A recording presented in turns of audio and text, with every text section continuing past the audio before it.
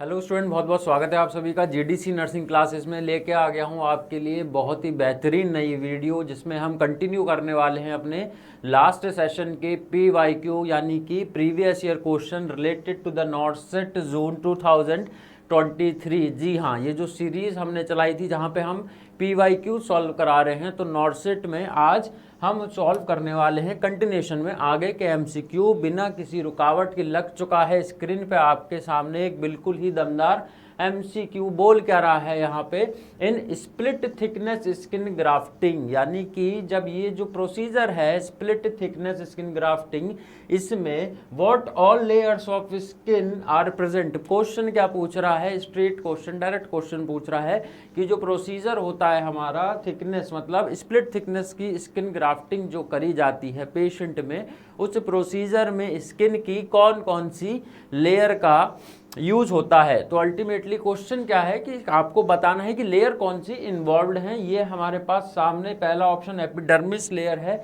Only, मतलब क्या खाली एपिडर्मिस लेयर इन्वॉल्व है, और एपिडर्मिस और एंटायर डर्मिस, एपिडर्मिस और उसके नीचे की डर्मिस लेयर पूरा इन्वॉल्व है। थर्ड ऑप्शन है हमारा epidermis and superficial dermis.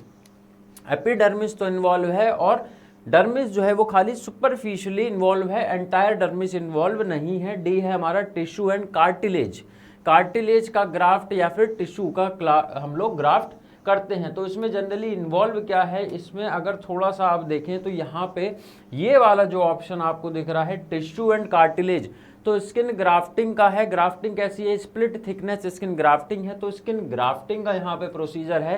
Cartilage का यहाँ पे कोई काम नहीं है, टिश्यू एंटायर टिश्यू का भी यहाँ पे कोई काम नहीं है। एक्चुअल में स्प्लिट थिकनेस वाला जो होता है, स्प्लिट थिकनेस टाइप की जो स्किन ग्राफ्टिंग होती है, उसमें क्या होता है, उसमें हम लोग क्या लेते हैं, उसमें हम लोग दो लेयर्स लेते हैं। एक तो एपिडर्मिस लेयर लेते हैं, that is the top most layer of our skin, और उसके बाद क्या करते हैं हम लोग एपिडर्मिस लेयर लेते हैं, और उसके बाद हम लोग सुपरफिशियल डर्मिस लेते हैं। सुपरफिशियल डर्मिस लेते हैं मतलब कि डर्मिस लेयर का सुपरफिशियल पार्ट लेते हैं और उसको डोनर में इम्प्लांट करते हैं जहां पे भी ग्राफ्ट होना है। रीजन क्या होता है इसका, रीजन ये होता है कि डर्मिस लेयर लेना बहुत ज़रूरी है, क्योंकि वहाँ पे वो अटैच होगी किससे, डोनर से, और जिस रिसीवर से पर्टिकुलरली आप क्या है जो रिसीव करेगा, पर्टिकुलरली जो रिसीवर है जो रिसीव करेगा, उसको उस ग्राफ्ट का हील होना भी बहुत ज़रूरी है। तो अगर वहाँ पे डर्मिस लेयर का सुपरफिशियल पार्ट इंटैक्ट रहेगा तो वहाँ पे जो ग्राफ्ट हुआ है रिसीवर की, जिसने रिसीव करा है वो ग्राफ्ट वहाँ पे इजीली हील हो जाएगा। तो ये दो रीज़न वहाँ पे होते हैं। तो यहाँ पे एपिडर्मिस भी लेंगे और क्या लेंगे, सुपरफिशियल डर्मिस भी यहाँ पे हम लोग लेते हैं। आंसर इसका क्या होने वाला है, आंसर इसका हो जाएगा C, epidermis and superficial layer of the dermis. भूलना नहीं है split thickness skin grafting. Types of अगर ग्राफ्ट के बारे में बात करते हैं हम यहाँ पे कि कितने तरह के ग्राफ्ट देखे जाते हैं, तो ग्राफ्ट आपको मैं बता देता हूँ जनरली कितने हैं। यहाँ पे आपको देखा जाएगा एलो ग्राफ्ट देखा जाएगा। एलो ग्राफ्ट आप लोगों ने बहुत पढ़ा होगा इसके बारे में। एलो ग्राफ्ट होता है, ऑटोग्राफ्ट होता है, उसके बाद क्या आता है हमारा आइसोग्राफ्ट होता है, आइसोग्राफ्ट। उसके बाद क्या आता है हमारा जेनो या जीनोग्राफ्ट भी होता है। होते क्या क्या है अभी बता देंगे। और एक और क्या होता है हमारा सिंथेटिक ग्राफ्ट भी होता है, सिंथेटिक ग्राफ्ट। तो ये हमारे सारे के सारे कैसे हैं, ग्राफ्ट हैं। ऑटो का मतलब क्या है, यहाँ पे ऑटो से समझिएगा। ऑटो का मतलब क्या है, ऑटो मतलब होता है सेल्फ, तो खुद से ही, मतलब एक अगर पेशेंट है उसके कहीं पे ग्राफ्ट लगना है, हैंड में अगर इंजरी हो गया है रोड ट्रैफिक एक्सीडेंट की वजह से, डीप लैसरेशन एब्रेशंस हो गए हैं जिससे ग्राफ्ट की जरूरत है पेशेंट को, तो क्या है पेशेंट की ही बॉडी से जनरली ग्राफ्ट का एक क्या है टुकड़ा निकाल लिया जाता है, एक पार्ट निकाल लिया जाता है, और वो ग्राफ्ट उसी पेशेंट के, सेम पेशेंट के क्या है अप्लाई कर दिया जाता है। तो ऑटो मतलब जब खुद की ही स्किन से ग्राफ्ट कहीं दूसरे पार्ट से निकाल के ट्रांसप्लांट कर दिया जाए किसी दूसरी साइट पे। बात करते हैं एलो की, तो एलो मतलब क्या होता है यहाँ पे कि आप किसी दूसरे इंडिविजुअल से ले रहे हैं ग्राफ्ट। दूसरा इंडिविजुअल मतलब डोनर आप नहीं हैं और डोनर कोई अब और हो गया है और आप रिसीवर बन गए हैं। बात करते हैं आइसो की, तो आइसो का मतलब है यहाँ पे भी आप किसी दूसरे इंडिविजुअल से ग्राफ्ट को रिसीव करेंगे। अगर पेशेंट है, उसकी इंजरी हुई है, वो किसी दूसरे इंडिविजुअल से ग्राफ्ट को रिसीव करेगा, बट पर्टिकुलरली वो जो इंडिविजुअल होगा वो ट्विन होगा। और ट्विन भी कैसा होगा? आइडेंटिकल ट्विन होगा उस पेशेंट का आइडेंटिकल ट्विन होगा। और अगर ऐसी ग्राफ्टिंग होती है उसे आइसोग्राफ्ट बोला जाता है, आइसोग्राफ्ट यहाँ पे बोला जाता है। बात करते हैं जीनो की, तो ये यहाँ पे क्या मतलब है जीनो या जेनो का? यहाँ पे मतलब ये है कि आप क्या है, किसी और से यहाँ पे भी क्या है, रिसीव कर रहे हैं। डोनर कोई और है, बट डोनर यहाँ पे ह्यूमन स्पीसी नहीं है, यहाँ पे ह्यूमन नहीं है, किसी अदर स्पीसीज का हो सकता है, मतलब कोई दूसरा स्पीसी हो सकता है, स्पीसीज हो सकते हैं, एनिमल हो सकता है पर्टिकुलरली। और बात करते हैं हम यहाँ पे सिंथेटिक ग्राफ्ट की, तो सिंथेटिक ग्राफ्ट क्या है? It's a lab made. मतलब क्या है भाई, इस वाले ग्राफ्ट को लैब में तैयार कर लिया है हमने, आर्टिफिशियल ग्राफ्ट है, लैब मेड। ये क्या है? डॉर्कॉन वगैरह जो ग्राफ्ट आते हैं, डैरकॉन, डॉर्कॉन, ये सारे ग्राफ्ट जो हैं ये लैब मेड होते हैं, इनको सिंथेटिक ग्राफ्ट बोला जाता है। तो आंसर क्या था हमारे क्वेश्चन का? स्प्लिट थिकनेस स्किन ग्राफ्टिंग में एपिडर्मिस लेयर लेते हैं और हम सुपरफिशियल डर्मिस लेयर यहाँ पे लेते हैं। टाइप्स ऑफ ग्राफ्ट है मैंने आप लोगों को बता दी हैं। अगले क्वेश्चन की तरफ चलते हैं। विच of the following suture needle is preferred for fixing drain? सीधा क्वेश्चन, सिंपल क्वेश्चन। क्या पूछ रहा है क्वेश्चन पूछ रहा है कि इनमें से कौन सा निडल, कौन सा सूचर निडल यूज होता है, प्रिफरेबल है किसमें? फॉर फिक्सिंग अ ड्रेन, एक ड्रेन को फिक्स करने के लिए। तो यहाँ पे जब ड्रेन को फिक्स करने की बात आती है तो यहाँ पे आपका लिखा है reverse cutting needle, round body needle, taper body needle. तो यहाँ पे क्या है, आपको रिवर्स कटिंग निडल का यूज करना है। किसमें यूज करना है? Suture needle. कहाँ पे? ड्रेन के लिए, ड्रेन जब फिक्स करते हैं। आंसर यहाँ पे क्या हो जाएगा? इसका आंसर क्या हो जाएगा आपका? Reverse cutting needle. तो reverse cutting needle you have to prefer, you have, it's a preferable choice when you have to fix the drain of a patient. अगला क्या है? Which blade is use related, which blade is use for incision and drainage? सीधा सीधा पूछा है, कौन सा blade incision और ड्रेनेज को करने के लिए यूज़ करते हैं। थोड़ा सा ट्रिकी क्वेश्चन है यहाँ पे, क्योंकि बहुत सारे ब्लेड्स होते हैं जो डॉक्टर्स और जो सर्जन्स हैं वो प्रिफर करते हैं किस टाइम के लिए? इंसिशन करने के लिए या ड्रेनेज करने के लिए। तो यहाँ पे एक्चुअल में क्या देखने को मिलेगा आपको? यहाँ पे देखने को क्या मिल रहा है? यहाँ पे दो चीज़ें आपको ज़्यादातर देखने को मिलेंगी। दो चीज़ें कौन सी बता देता हूँ। यहाँ पे ब्लेड के नंबर दिए हैं 10, 11, 12, 15। जनरली जो है जब बात आती है इंसिशन की, जब बात आती है इंसिशन की या फिर ड्रेनेज की, तो यहाँ पे जो है 11 और 15 ब्लेड नंबर क्या है? ज़्यादा प्रेफरेबल चॉइस रहती है। अब यहाँ पे प्रॉब्लम ये है कि यहाँ पे ये भी दे दिया है, यहाँ पे ये भी दे दिया है। जब भी ऐसा कभी आता है कि ब्लेड में इंसिशन और ड्रेनेज की चॉइस पूछें, या फिर आप ड्रेनेज को छोड़ दीजिए, आगे क्वेश्चन आए तो खाली इंसिशन का आता है, उसमें भी अगर पूछे तो आपको 11 पे यहाँ पे क्या है? यहाँ पे आपको प्रेफरेंस देनी है। यहाँ पे क्या है? 11 पे आपको प्रेफरेंस देनी है। 11 का शेप देख लीजिए आप, कैसा शेप है भाई? 11 का जो शेप है ये कैसा शेप है? It's a saw like structure, मतलब आरी जैसे होती है, सॉ लाइक होता है। ये आप देख रहे होंगे स्ट्रेट एजेस हैं। It's a much more of a triangular kind of shape. 15 भी ऐसा है हमारा, 15 भी ऐसा है, but it is a kind of curve. क्या है? कर्व है हमारा 15। तो मोर प्रेफरेंस किसे देनी है? ज़्यादा कॉमनली यूज कौन सा होता है? ज़्यादा कॉमनली भाई कौन सा यूज होता है? 11 नंबर यूज होता है। आंसर आप देखेंगे, इसका आंसर क्या है आपका? 11 आपका यहाँ पे आंसर है। ठीक, आगे क्वेश्चन की तरफ बढ़ते हैं। क्वेश्चन आ गया है, क्या लिखा है क्वेश्चन में? Consider the following fertility related statics. Question ने क्या बोला है? ये इतना बड़ा क्वेश्चन देख के ये कैसे ऑप्शंस हैं, ये कैसा क्वेश्चन है, बिल्कुल भी नहीं घबराना है। इजी क्वेश्चन है, इजी पैटर्न है। कैसा पैटर्न रहते हैं ऐसे वाले क्वेश्चन के? पैटर्न भी आपको भी बता देते हैं। Consider the following fertility related statics. यहाँ पे ये जितने भी चारों के चारों दिए हैं, ये क्या दिया है इन्होंने? ये दिया है फर्टिलिटी रिलेटेड, क्या दिया है? ये सारे के सारे ऑप्शंस हैं। टोटल फर्टिलिटी रेट है, क्रॉस रिप्रोडक्टिव रेट है, नेट रिप्रोडक्टिव रेट है और जनरल फर्टिलिटी रेट है। मतलब कि ये आपके फर्टिलिटी से रिलेटेड स्टैटिस्टिक्स निकालने के फॉर्मूलेज हैं कि हम लोग यहाँ पे कैसे पता करेंगे नंबरिंग, इंसिडेंस, प्रेवलेंस क्या है। बात करते हैं आगे, the mortality rate of women. क्या लिखा है? मोर्टेलिटी। मोर्टेलिटी मतलब क्या होता है? डेथ रेट होता है। मॉर्बिडिटी आ जाएगा तो क्या होता है? डिजीज रेट होता है। तो यहाँ पे क्या लिखा है? मोर्टिलिटी रेट जो है, मोर्टिलिटी रेट जो है किसका? वुमन का इन reproductive age. Mortality rate of woman in reproductive age is not taken into consideration while calculating which of this static. अब पूछा क्या है, क्वेश्चन क्या पूछ रहा है? इन चारों में से ऐसा कौन सा ऑप्शन है, ऐसा कौन सा ऑप्शन है जहां पे ये जो चीज है mortality rate of woman in reproductive age, इसको कंसीडर नहीं करा जाता। मतलब इसको कंसीडर नहीं करा जाता। मतलब ये है इसका सीधा सीधा कि ये जो हमारे स्टैटिक्स के जो फॉर्मूले हैं इनके, जैसे टोटल फर्टिलिटी रेट का फॉर्मूला होता है, ग्रॉस रिप्रोडक्शन रेट का है, नेट रिप्रोडक्टिव रेट का है और यहाँ पे जनरल फर्टिलिटी रेट का भी है। तो पूछ रहा है क्वेश्चन कि इन सब के जो फॉर्मूले हैं, इनके जो फॉर्मूलाज हैं या फिर इसका जो पर्टिकुलर कॉन्सेप्ट है, इन सब में से ऐसा कौन है या ऐसा कौन कौन से हैं। बहुत सारे भी हो सकते हैं, एक सिंगल भी हो सकता है, ठीक। तो ऐसे कौन कौन से हैं जहां पे मैटरनल मोर्टेलिटी रेट जो होता है वुमन में इन रिप्रोडक्टिव एज, उसको कंसीडर नहीं करा जाता। मतलब वो फॉर्मूले में नहीं होता है, तो वो फॉर्मूले में नहीं होता है। बात यहाँ पे अगर मैं आगे बढ़ा देता हूँ थोड़ी सी, तो यहाँ पे आपके सामने एक फॉर्मूला मैंने रखा हुआ है। फॉर्मूला क्या कह रहा है किसका फॉर्मूला? नेट रिप्रोडक्शन रेट का फॉर्मूला है। किसका फॉर्मूला है? नेट रिप्रोडक्शन रेट का फॉर्मूला है, एनआरआर जिसे हम लोग बोलते हैं। फॉर्मूला क्या है भाई?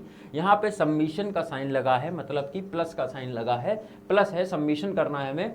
और फॉर्म इसके अंदर क्या है? ASFR। ASFR को लिख लीजिएगा, ये क्या है? एज स्पेसिफिक फर्टिलिटी रेट होता है। मल्टीप्लीकेशन करेंगे सर्वाइवल रेट ऑफ फीमेल, इस चीज को ध्यान से पढ़ना, survival rate of females to age, ठीक। Survival rate of females to age. यहाँ पे जो एज की बात हो रही है, यहाँ पे जो एज की बात हो रही है, ये जो एज की बात हो रही है, ये रिप्रोडक्टिव एज की बात यहाँ पे हो रही है। किसकी बात हो रही है? ये जो एज है, ये जो एज की बात हो रही है, यहाँ पे ये रिप्रोडक्टिव एज की बात कर रहा है ये फॉर्मूला, ठीक। उसके बाद क्या है? Into proportion of female birth. तो यहाँ पे एक लाइन आपको दिख रही होगी, क्या लाइन बोल रहा है? NNR मतलब net reproductive rate takes into account mortality rate of woman up to the end of their reproductive period. तो इस फॉर्मूले में, नेट रिप्रोडक्शन रेट वाले फॉर्मूले में, ये जो है हमारा mortality rate of woman up to the end of their reproductive period, ये काउंट होता है, इसको कंसिडर करा जाता है। यहाँ पे क्वेश्चन क्या पूछ रहा था? क्वेश्चन पूछ रहा था कि इनमें से किसमें कंसीडर नहीं करा जाता है। तो NRR, ये जो है हमारा नेट रिप्रोडक्टिव रेट NRR, इसमें तो कंसीडर करा जाता है, ठीक, इसमें तो कंसीडर करा जाता है। तो बचा कौन कौन सा? अब आप देख लीजिए कि बचा कौन कौन सा है। यहाँ पे बचा कौन कौन सा है भाई? टोटल फर्ट, यहाँ पे नेट रिप्रोडक्शन रेट में तो करा जाता है, होता है यूज। तो यहाँ पूछ रहा है किसमें नहीं होता है। तो भाई इसमें नहीं होता यूज, इसमें भी नहीं होता यूज और इसमें भी नहीं होता है यूज। आंसर क्या है हमारा? 1, 2, 3 में यूज होता है 4। तो हमारा यहाँ पे क्या है? 1, 2, 3 में यूज होता है 4, मतलब 1, 2, 4। तो यहाँ पे क्या है? 1, 2, 4 कहाँ पे है? ये हमारा क्या है? 1, 2, 4 है। तो यहाँ पे आंसर क्या हो जाएगा? यहाँ पे आंसर जो हो जाएगा आपका, वो आंसर हो जाएगा आपका 1, 2, 4, क्योंकि इन सारे जो हैं ये फॉर्मूले जिसमें क्या है? कंसीडर नहीं करा जाता है। मोर्टिलिटी रेट जब बात होती है rate of woman in reproductive age का, NNR में करा जाता है। आंसर यहाँ पे आपका ये हो जाएगा। आगे है विच committee depict rural 3 tier system. बहुत बढ़िया question, direct straight 1 liner question है। क्या पूछ रहा है? कौन सी कमिटी, इन चारों में से कौन सी कमिटी ने क्या करा था? विच committee depict rural 3 tier system, rural 3 tier system. तो यहाँ पे बता देते हैं आपको कि भाई यहाँ पे क्या है, यहाँ पे श्रीवास्तव कमेटी ने ये करा था। किसने करा था? श्रीवास्तव कमेटी ने करा था। श्रीवास्तव कमेटी ने यहाँ पे करा था। अच्छा, करतार सिंह कमेटी ने क्या करा था? बोर कमेटी ने क्या करा था? तो बोर कमेटी ने पीएचसी को कंसिडरेशन दी थी। किसको दी थी? पीएचसी को कंसिडरेशन दी थी। करतार सिंह ने क्या करा था? एमपी मल्टीपर्पस हेल्थ वर्कर को कंसिडरेशन दी थी। और क्या बोला था कि एक मल्टीपर्पस हेल्थ केयर वर्कर होना चाहिए 5000 पॉपुलेशन पे। 5000 पॉपुलेशन पे एक मल्टीपर्पस हेल्थ वर्कर होना चाहिए। करतार सिंह कमेटी ने ये बोला था। बात करते हैं मुदालियर कमेटी की। तो यहाँ पे इन्होंने बोला था कि डिस्ट्रिक्ट हॉस्पिटल जो होता है, डिस्ट्रिक्ट जो हॉस्पिटल है उसको as a specialist, special hospital, as a speciality hospital treat करना है हमको। तो डिस्ट्रिक्ट हॉस्पिटल्स का फॉर्मुलेशन करवाना है हमको। ठीक, तो यहाँ पे ये सारी चीज़ें यहाँ पे आपको देखने को मिलेंगी। पूछा क्या है यहाँ पे? टायर सिस्टम पूछा है, 3 टायर सिस्टम पूछा है।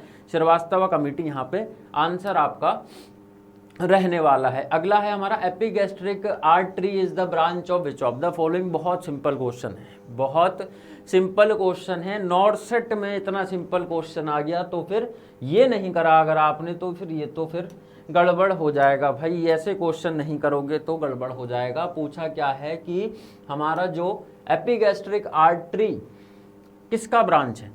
एपिगैस्ट्रिक आर्टरी मतलब एपिग्रेटिस आपने पढ़ा होगा, आपने 4 क्वाड्रेंट्स पढ़े होंगे, 9 रीजन्स पढ़े होंगे। तो उसमें एपिगैस्ट्रिक आर्टरी, जो एपिगैस्ट्रिक रीजन में जो आर्टरी होती है, या एपिगैस्ट्रिक आर्टरी जो है वो किसकी ब्रांच है? किसकी ब्रांच है? Internal iliac, external iliac, internal gastric artery, external gastric artery. तो ये जो एपिगैस्ट्रिक आर्टरी होती है ये इलियक आर्टरी से कनेक्टेड होती है, तो गैस्ट्रिक आर्टरी तो नहीं है यहाँ पे।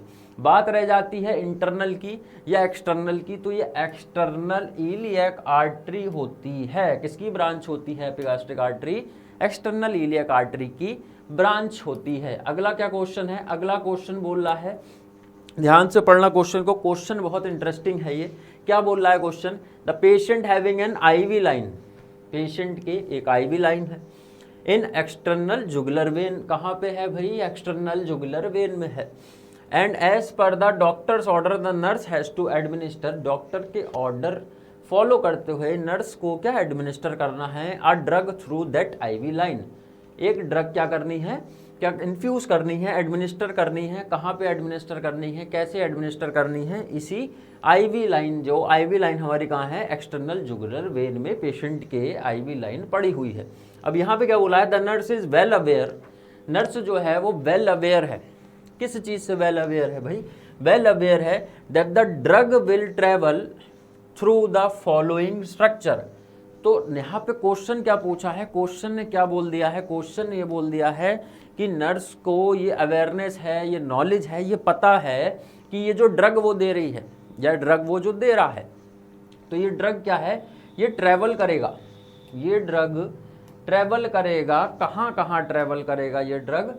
ये ड्रग जो है ये ट्रैवल करेगा थ्रू द फॉलोइंग स्ट्रक्चर। अब इसमें से, इन चारों ऑप्शन में से कैसे कैसे कैसे ट्रैवल करेगा? तो करेक्ट आंसर आपको ढूंढ के लगाना है।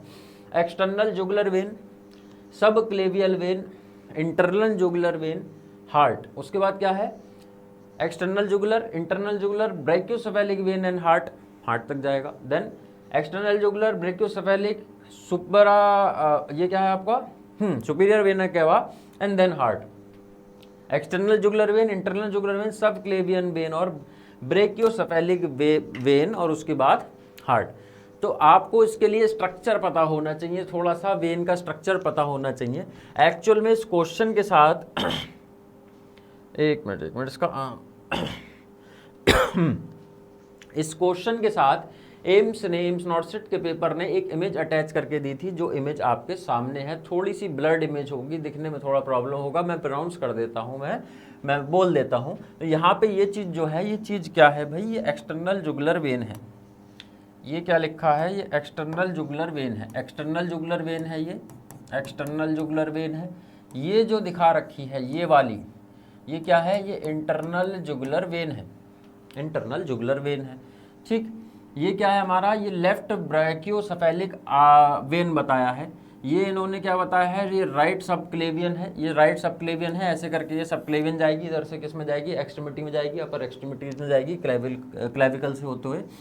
ये राइट ब्रैकियोसेफेलिक है, ये क्या है, ये राइट ब्रैकियोसेफेलिक है, ये सुपीरियर वेना केवा है, आपको पता होगा बहुत अच्छे से, सुपीरियर वेना केवा है। And then this is our heart, ये क्या है हमारा, ये हार्ट है।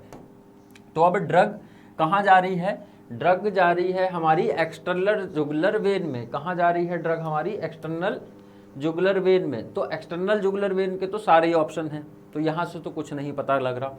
इसके बाद कहाँ जाएगी ड्रग, एक्सटर्नल जुगुलर वेन हमारी ये है, यहाँ से ड्रग ट्रेवल करेगी, तो यहाँ से ड्रग ट्रेवल करके इधर की तरफ आएगी और यहाँ पे जाएगी। ये वाला इसका क्या रहेगा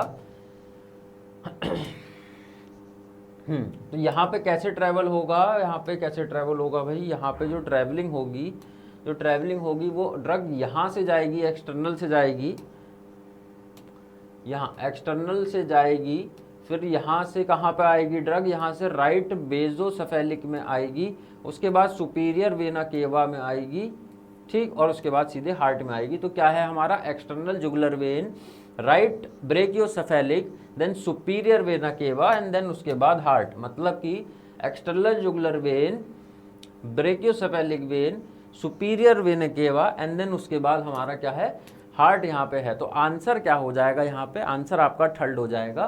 पहले यहाँ जाएगी, उसके बाद क्या कहाँ पे जाएगी, ब्रैकियोसेफेलिक में जाएगी, देन सुपीरियर वेना केवा में जाएगी, देन उसके बाद हार्ट में जाएगी। एनाटॉमिकल रिलेटेड क्वेश्चन था, नॉर्सेट ने क्या करा, इतनी सारी इंफॉर्मेशन दे के थोड़ा क्रिएट करा, क्या क्रिएट करा, सिनेरियो क्रिएट करा, क्या क्रिएट करा, सिनेरियो क्रिएट करा, ठीक, सिनेरियो क्रिएट करा। और अल्टीमेटली क्वेश्चन किसका निकला, अल्टीमेटली क्वेश्चन क्या है भाई, ये तो particularly anatomical position, proper anatomy का क्वेश्चन है।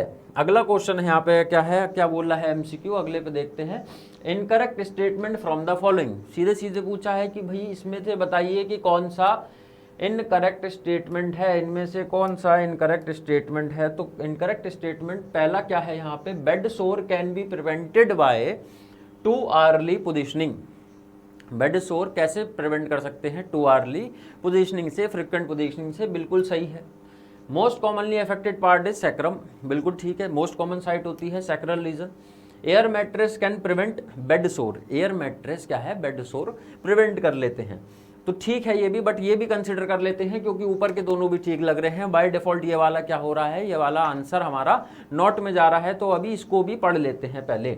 Early stage bed sore can be managed by minimal wound dressing, क्या बोल रहा है कि अर्ली स्टेज वाले जो बेड सोर होते हैं उनमें मिनिमल मतलब कम मतलब मिनिमल वुंड ड्रेसिंग का ज़रूरत होता है। And reducing pressure to affected side, मतलब कम प्रेशर अगर आप वहाँ पे रखेंगे, मिनिमल वुंड ड्रेसिंग करेंगे, तो वहाँ पे क्या है जो है अर्ली स्टेज बेड सोर जो है वो मैनेज हो जाएगा, can be managed.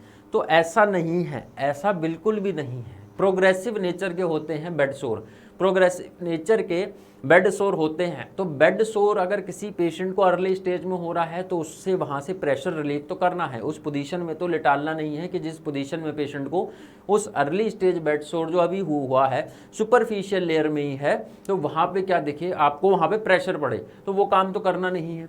But minimal dressing भी नहीं करनी है, वहाँ पे मिनिमम ड्रेसिंग भी नहीं करनी है। Dressing proper dressing, aseptic dressing होनी चाहिए, प्रॉपर होनी चाहिए, प्रॉपर केयर होना चाहिए। मिनिमल ड्रेसिंग से यहाँ पे ये जो कॉन्सेप्ट बता रहा है मिनिमम ड्रेसिंग का, मिनिमल वुंड ड्रेसिंग का, इससे काम नहीं चलेगा, क्योंकि वो वुंड क्या है और ज़्यादा इन्फेक्टेड हो सकता है। इन्फेक्टेड होने के बाद वो क्या करता है, ग्रेजुअली प्रोग्रेस करता है धीरे धीरे और लाइनिंग को बढ़ाता है अपने, और वहाँ पे और डेब्रिस जमा होते हैं और वहाँ पे नेक्रोसिस स्टार्ट हो जाएगा, और वो वुंड जो है, जो हमारा प्राइमरी अर्ली स्टेज का वुंड था, वो हमारा आगे ग्रो कर जाएगा, एक सीवियर प्रॉब्लम वहाँ पे बन जाएगी, एक कॉम्प्लिकेशन हो जाएगा। ग्रेड 3rd और 4th का वुंड हमारा वो प्रेशर अल्सर, वो बेड सोर अल्सर बन सकता है। तो यहाँ पे ये जो सी ऑप्शन है एयर मैट्रेस, ये बिल्कुल सही है। यहाँ पे ये वाला जो ऑप्शन है ये इंडिकेशन क्या कर रहा है, डाउट इंडिकेशन कर रहा है, यहाँ पे जो है प्रॉपर यहाँ पे नर्सिंग केयर इंडिकेट नहीं कर रहा है। तो आंसर यहाँ पे आपका क्या होने वाला है भाई, आंसर हो जाएगा आपका डी, आपका यहाँ पे आंसर हो जाएगा। अगला बढ़ते हैं, ratio of chest compression to ventilation per minute in units.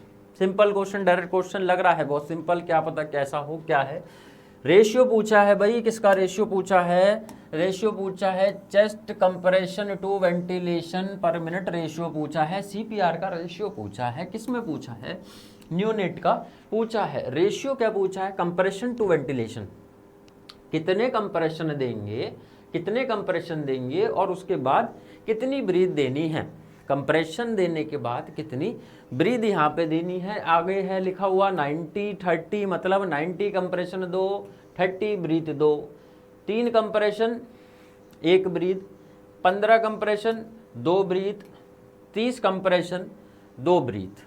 ठीक, तो यहाँ पे आप देखेंगे कि भाई ये वाला तो क्या है, ये तो अडल्ट में फॉलो करते हैं, ये वाला हम चिल्ड्रन में फॉलो करते हैं। ठीक, और ये हम इन्फेंट में भी करते हैं जब 2 रेस्क्यूअर्स होते हैं। ठीक है, और यहाँ पे पूछा किसका है, यहाँ पे न्यूनेट का पूछा है। अच्छे से अभी टेबल बना के, कुछ भी नहीं छूटेगा, आपको पता है क्लास में मेरी, अच्छे से सीपीआर के सारे अडल्ट और ये चाइल्ड और ये लिखा जाएगा, इधर सारे के सारे क्या लिखा जाएगा, रेशियो लिख के अभी बता दूंगा आपको। और उसके साथ साथ 1 और 2 रेस्क्यूअर वाला जो कॉन्सेप्ट होता है कि 1 रेस्क्यूअर में भाई कितना होना चाहिए, 2 रेस्क्यूअर में कितना होना चाहिए। तो यहाँ पे तो स्क्रीन पे बहुत सिंपल आंसर दिख रहा है, हो सकता है अगली बार इतना रहम ना दिखाए नोट सेट आप पे, पेपर टफ आ जाए, तो 1 रेस्क्यू 2 रेस्क्यूअर का क्या कॉन्सेप्ट है वो भी यहाँ पे अभी समझा देंगे। क्वेश्चन की तरफ पहले चलते हैं। ऑप्शन हमारे पास यहाँ पे जो बच रहे हैं, ऑप्शन हमारे पास यहाँ पे 2 बच रहे हैं कि 3:1 होगा या ये होगा, तो यहाँ पे 3:1 भी है और 90:30 भी होता है। यहाँ पे पूछा है कंप्रेशन, मतलब क्या है, यहाँ पे compression to ventilation per minute का यहाँ पे सवाल पूछ लिया है। आंसर आपका यहाँ पे ये नहीं होगा, सीपीआर रेशियो नहीं पूछा है, compression to ventilation per minute पूछा है। 90 कंप्रेशन देंगे आप, 90 क्या देंगे, कंप्रेशन देंगे। उसके बाद क्या है आप, उसके बाद क्या देना है, 30 क्या देना है, ब्रीथ्स देना है, 30 ब्रेथ देना है, 30 ब्रेथ आपको यहाँ पे देना है। सामने देखेंगे आंसर आपका क्या हो जाएगा, 90:30 यहाँ पे आंसर हो जाएगा। तो 3 वाला कॉन्सेप्ट यहाँ पे नहीं होने वाला है। आगे आपको और समझा देता हूँ मैं। ठीक, तो बात कर लेते हैं और सारे रेशियोज की। तो हम लोग कैसे करेंगे, अडल्ट, अगर हम लोग यहाँ पे क्या देखते हैं, अडल्ट के बारे में बात करते हैं अभी। तो अडल्ट में क्या देखने को मिलेगा, जैसे हम लोग बात करते हैं भाई 1 आवर लिख रहा हूँ मैं यहाँ पे, समझ जाना 1 आवर से मतलब 1 रेस्क्यूअर है, 2 आवर से मतलब क्या है, 2 रेस्क्यूअर मतलब है। तो यहाँ पे अडल्ट में अगर 1 रेस्क्यूअर है और 2 रेस्क्यूअर है तो दोनों में ही कंप्रेशन क्या रहेगा, 30/2 रहेगा, चाहे 1 हो चाहे 2 हो। ठीक, बात कर लेते हैं हम चाइल्ड की। बात किसकी हो रही है, अब चाइल्ड की बात हो रही है। सिंपल वही कॉन्सेप्ट है, 1 आवर और दूसरा 2 आवर, मतलब 1 रेस्क्यूअर या फिर 2 रेस्क्यूअर। तो 1 रेस्क्यूअर यहाँ पे अगर है, 1 रेस्क्यूअर अगर यहाँ पे है तो यहाँ पे 30:2 रहने वाला है। अगर 2 रेस्क्यूअर है, अगर 2 रेस्क्यूअर हैं यहाँ पे तो 15:2 यहाँ पे रहने वाला है, आधा हो जाएगा। बात करते हैं अगर हम इन्फेंट की, बात क्या करनी है, इन्फेंट की बात करते हैं। सेम वही पैटर्न है, 1 आवर है और दूसरा क्या है भाई, दूसरा 2 आवर है। तो 1 आवर है और एक हमारा 2 आवर है। तो इन्फेंट में भी सेम पैटर्न फॉलो होता है। अगर 1 रेस्क्यूअर है तो 30:2 करेंगे, और अगर 2 रेस्क्यूअर, 2 रेस्क्यूअर अगर हैं तो 15:2 कर देंगे। ठीक, अब बात किसकी कर लेते हैं, न्यूनेट का सवाल था, न्यूनेट की बात अब कर लेते हैं। बात आती है अब न्यूनेट पे। तो न्यूनेट का भी वही कॉन्सेप्ट बता देता हूँ। एक है हमारा 1 आवर, उसके बाद क्या है भाई 2 आवर हमारा है उसके बाद। तो यहाँ पे इसमें क्या करेंगे, तो 1 रेस्क्यूअर में क्या करेंगे, 2 रेस्क्यूअर में क्या करेंगे, न्यूनेट में यहाँ पे 1 रेस्क्यूअर में 3:1 देते हैं, और यहाँ पे 2 रेस्क्यूअर में भी भाई 3:1 ही देंगे।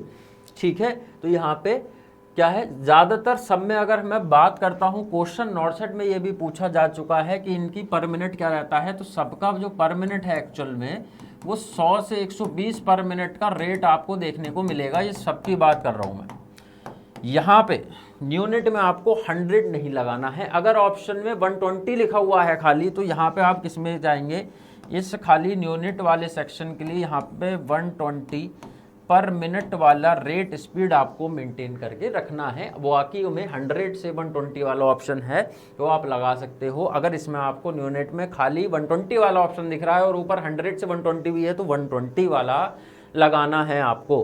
तो ये जो पर्टिकुलरली मैंने आपको चीज़ बताई है इसको अच्छे से याद कर लेना, याद होगी आपको, आई थिंक भूलना नहीं है इसको। ये वाले 1 रेस्क्यूअर और 2 रेस्क्यूअर वाले कॉन्सेप्ट में थोड़ा सा कभी कभी कन्फ्यूजन हो जाता है। ठीक, तो चलिए बात करते हैं हम अगले। तो यहाँ पे आंसर हमारा ये हो गया है। अगले की बात करते हैं। सामने क्या लिखा है भाई, फ्लूइड कैलकुलेशन का फ्लूइड कैलकुलेशन का क्वेश्चन आ चुका है। 500 ml ऑफ 5% डेक्सट्रोज, क्या पूछा है, सीधे सीधे 500 ml क्या है, डेक्सट्रोज है। कौन सा डेक्सट्रोज है, 5% डेक्सट्रोज है। Is to be administer in 5 hours, 5 घंटे में एडमिनिस्टर करना है, लगाना है विद ब्यूरिटी सेट। किससे लगाना है, ब्यूरिट सेट से या ब्यूरिटी सेट से लगाना है।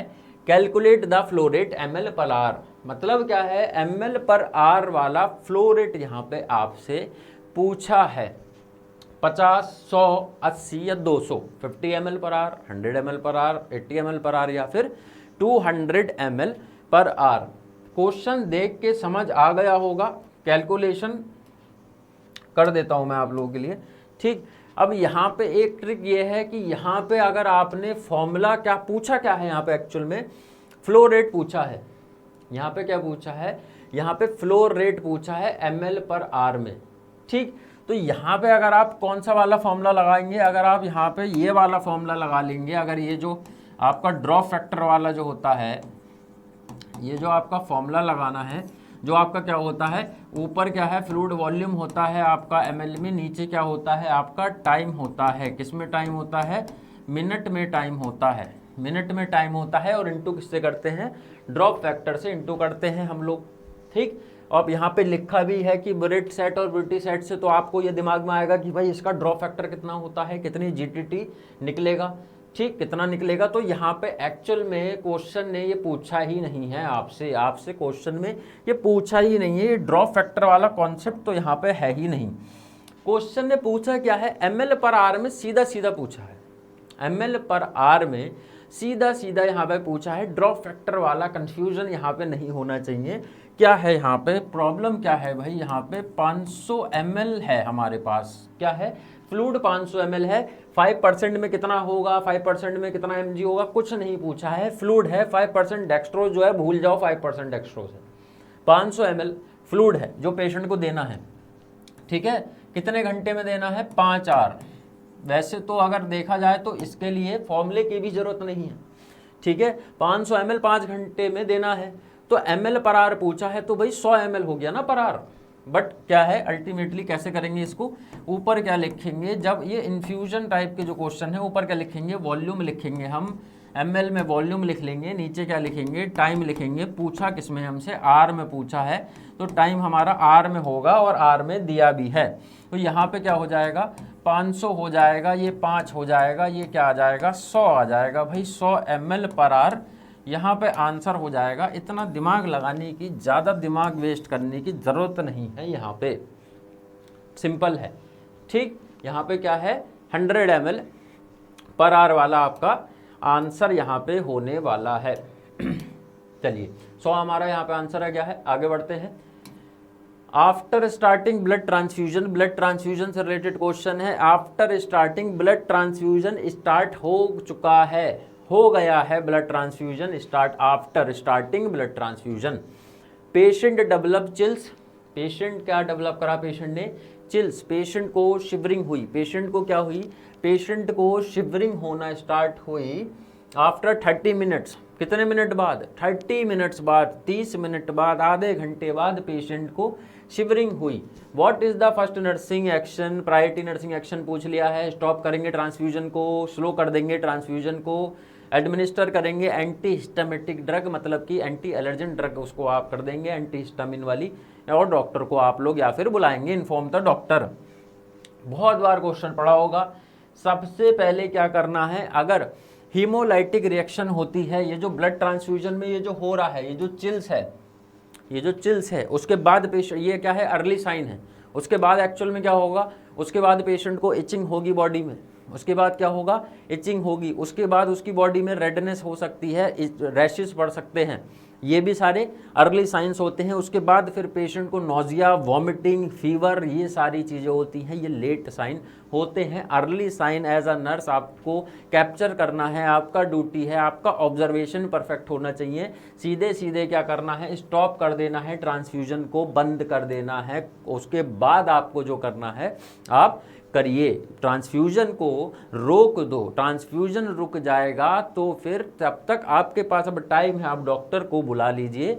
ये भी नहीं करना है आपको, ट्रांसफ्यूजन स्लो नहीं करना है, एंटीहिस्टामिन आप एडमिनिस्टर नहीं कर सकते, डॉक्टर को बुलाना जरूर है, लेकिन इसके बाद में बुलाना है, इसके बाद में बुलाना है। डॉक्टर को बुलाने जाओगे, ट्रांसफ्यूजन चलता रहेगा, पेशेंट की हालत और बिगड़ जाएगी।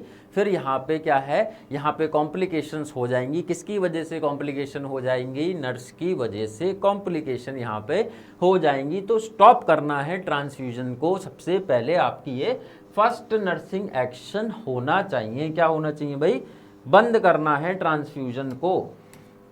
तो क्या है आंसर, स्टॉप द ट्रांसफ्यूजन। आगे क्या है, क्वेश्चन क्या लिखा है, अ फर्स्ट एड प्रोवाइडर, एक फर्स्ट एड प्रोवाइडर था, नर्स ही थी, फर्स्ट एड प्रोवाइडर एक नर्स थी। उसने क्या देखा, found an adult victim who is unresponsive, उसने एक अडल्ट विक्टिम देखा जो कि अनरिस्पॉन्सिव था, रिस्पॉन्स नहीं कर रहा था, with no pulse and gasping, pulse थी नहीं और गैस्पिंग कर रहा था। गास्पिंग मतलब डीप ब्रीदिंग, इन्हीं क्या है, डीप ब्रीथिंग ले रहा था, वो भी कैसे ले रहा था, गैस्पिंग क्या होती है, एपनिक एपिसोड के साथ 3 to 4 सेकंड का एपनिक एपिसोड पॉज के बाद एकदम से जो डीप और शैलो ब्रीथ आती है, जिसके साथ क्या इन्वॉल्व रहता है, एब्डोमेन मसल्स बहुत ज़्यादा इन्वॉल्व रहती हैं, इस पूरी फेनोमेना को गैस्पिंग बोला जाता है। ठीक, द सिंगल रेस्क्यूअर और डबल रेस्क्यूअर का भी बताया था मैंने, और यहाँ पे क्या है, सिंगल रेस्क्यूअर है, सिंगल रेस्क्यूअर है। The single rescuer has activated the, single rescuer जो था भाई, उसने क्या करा, इंफॉर्मेशन नोट कर लो पहले, इंफॉर्मेशन क्या क्या दे रहा है, कैसे कैसे इसने हमारी हेल्प कर दी, कि सिंगल रेस्क्यूअर है, एक अडल्ट विक्टिम है, अनरिस्पॉन्सिव है, पल्स है नहीं, हार्ट नहीं है मतलब, और गैस्पिंग कर रहा है। अब हार्ट, कैरोटिड था या कौन सी पल्स थी, क्वेश्चन ने हमें नहीं बताया है अभी। ठीक, और single rescuer has activated the emergency medical service, emergency medical service EMS उसने एक्टिवेट कर दिया। After starting the chest compression करने के बाद, how frequently the rescuer needs to assist the patient for sign of pulse, compression कर रहा है, अब कब तक करेगा कंप्रेशन, करता ही रहेगा क्या, कंप्रेशन, कितने कंप्रेशन के बाद उसको पेशेंट का कैरोटिड आर्टरी, कैरोटिड पल्स को चेक करना है कि सर्कुलेशन रिस्टोर हुआ है, वापस से स्टार्ट हुआ है कि नहीं स्टार्ट हुआ है। ठीक है, तो यहाँ पे क्या लिखा है, यहाँ पे लिखा है 5 cycle of CPR, 5 cycle of CPR, और यहाँ पे क्या है, सिंगल रेस्क्यूअर है और पेशेंट क्या है, अडल्ट है। तो पेशेंट यहाँ पे अडल्ट है। अब यहाँ पे अडल्ट की बात आ गई, सिंगल रेस्क्यूअर हो चाहे डबल रेस्क्यूअर हो, 30/2 का रेशियो चलाना है और उसकी 5 साइकिल हम चलाते हैं, और उसके बाद हम लोग क्या करते हैं, उसके बाद हम चेक करते हैं कैरोटिड आर्टरी पेशेंट का। तो ये तो सही है, ठीक है, क्या है, patient for sign of pulse how frequently, तो ये पहला सही है। आफ्टर 10 साइकिल्स ऑफ CPR, तो ये गलत है, 10 साइकिल के बाद हम लोग चेक नहीं करते हैं कैरोटिड, 5 साइकिल्स के बाद कैरोटिड चेक करते हैं।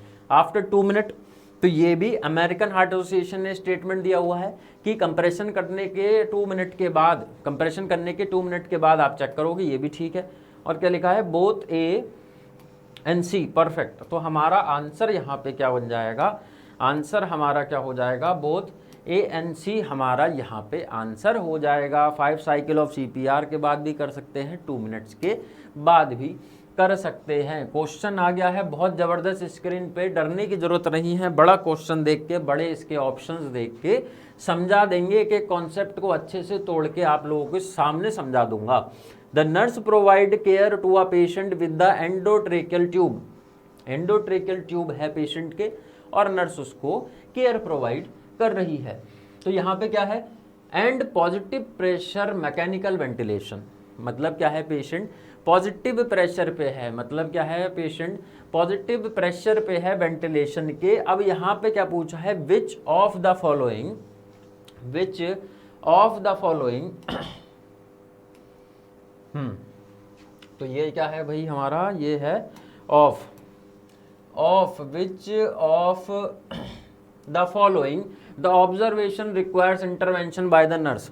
इनमें से ऐसी क्या चीज़ है जहाँ पे नर्स को पता लग जाना चाहिए कि ये चीज़ को इंटरवेंशन की ज़रूरत है, इंटरवेंशन की ज़रूरत है। ऑप्शन आइए पढ़ते हैं। पहला क्या है, क्वेश्चन ने क्या क्या बोल दिया हमारे पास, क्वेश्चन ने हमसे बोल दिया है कि पेशेंट क्या है, एंडोट्रेकियल ट्यूब का पेशेंट है, पॉजिटिव प्रेशर मैकेनिकल वेंटिलेशन पे है, ठीक है, पॉजिटिव एयरवे प्रेशर पैप का हमारा पेशेंट है, पीप पे है हमारा पेशेंट, और इन चारों में से कौन सा होगा।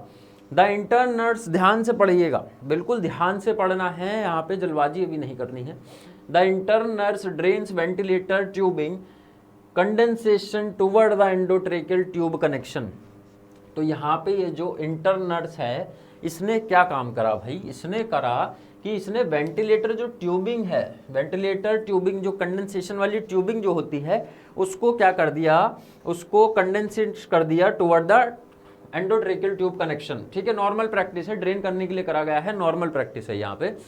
The patient gags and bytes the endotracheal tube, patient ने गैग करा, गैगिंग करी और क्या कर लिया, ट्यूब को बाइट कर लिया। प्रॉब्लमेटिक है, इमरजेंसी सिचुएशन है, अभी के लिए इसको होल्ड करते हैं, अगले ऑप्शंस पढ़ते हैं।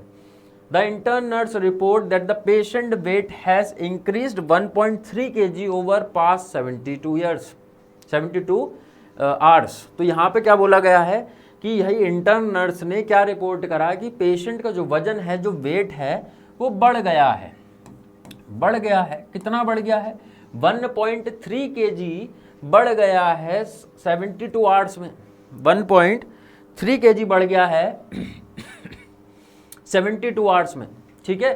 तो यहाँ पे क्या है, यहाँ पे क्या हो रहा है, अब यहाँ पे प्रॉब्लम तो है, यहाँ पे प्रॉब्लम तो है, बट यहाँ पे लिखा क्या है, यहाँ पे लिखा है which of the following observation require intervention. तो इमीडिएट नहीं चाहिए अभी, यहाँ पे इमीडिएट नहीं चाहिए, ठीक है। पेशेंट का फ्लूइड ओवरलोड हो सकता है बट इमीडिएट अभी नहीं चाहिए। अभी के लिए ऑप्शंस में से ये वाला जो ऑप्शन है जहाँ पे बाइट कर लिया एंडोट्रेकियल ट्यूब को, वहाँ पे हम इसे अभी इससे ऊपर कंसिडर करेंगे।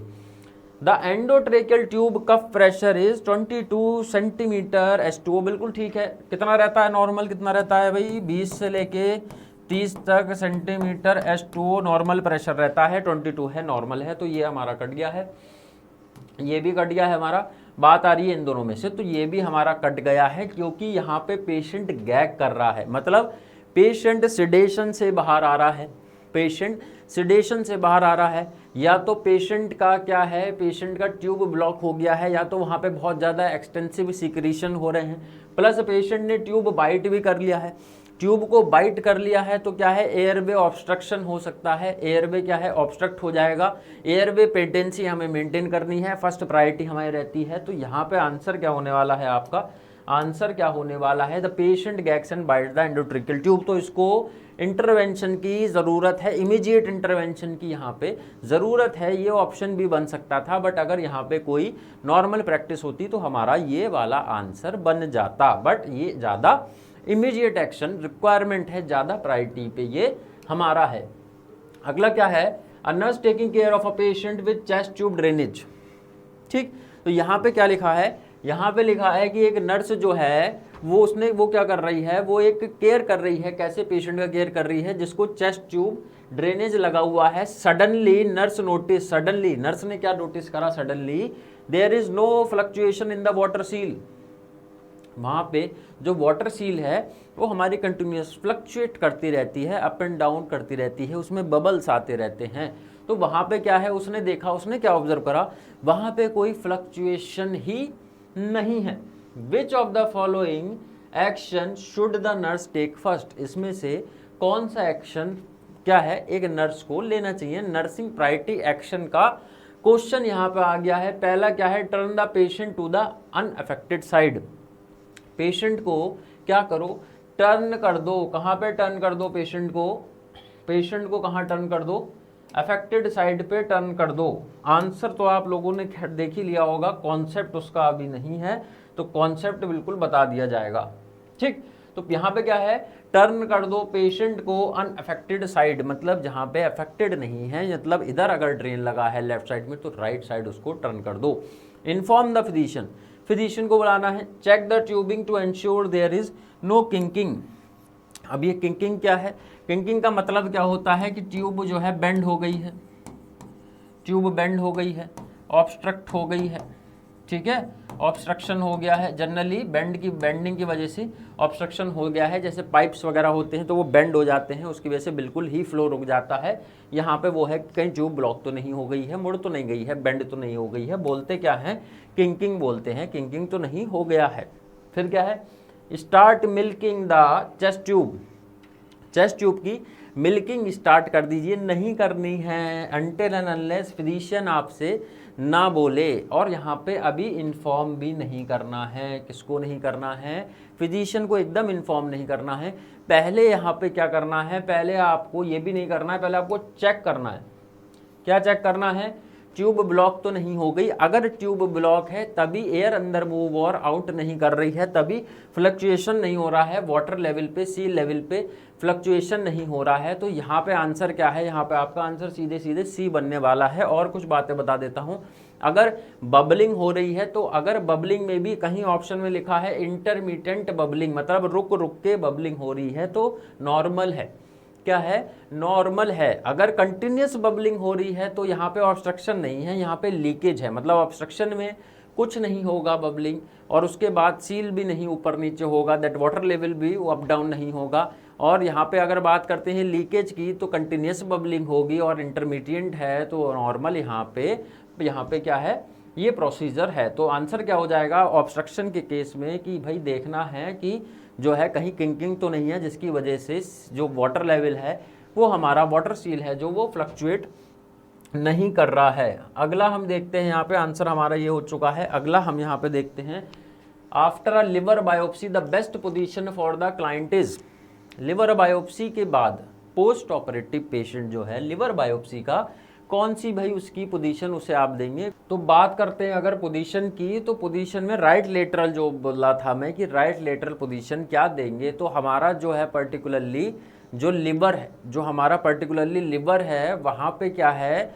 वहाँ पे प्रेशर मेंटेन करना है। सोच रहे होंगे नर्सेज ज़्यादातर क्या कॉन्सेप्ट और लॉजिक लगेगा यहाँ पे कि भाई राइट साइड में तो क्या है, लिवर में बायोप्सी हुई है, पंचर हुआ होगा, वहाँ पे पंचर साइट है, तो वहाँ पे पेशेंट को उस राइट लेटरल पोजीशन में क्यों रखना है?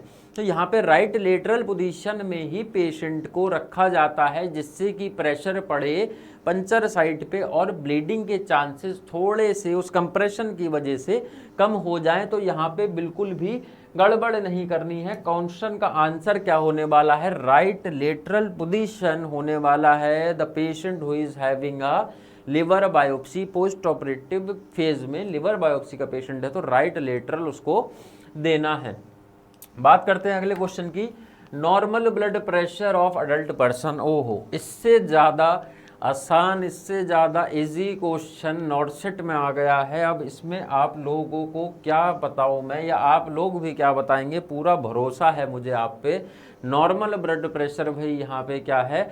120/80 रहने वाला है सिस्टोलिक, और 80 हमारा डायस्टोलिक रहने वाला है। क्वेश्चन अगला आ गया है, बड़ा क्वेश्चन आ गया है, थोड़ा सा ट्रिकी क्वेश्चन आ गया है, थोड़ा सा क्या है, रीडेबल क्वेश्चन आ गया है, थोड़ा सा टाइम कंज्यूमिंग क्वेश्चन आ गया है।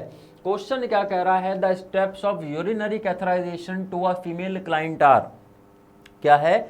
स्टेप्स बताने हैं आपको। अगर हम लोग कैथराइजेशन कर रहे हैं, यूरिनरी कैथराइजेशन कर रहे हैं फीमेल क्लाइंट के, पहला क्या है भाई देख लीजिए, स्टेप बाय स्टेप बताया गया है। तो यहाँ पे स्टेप बाय स्टेप ही हम इसको देख लेते हैं।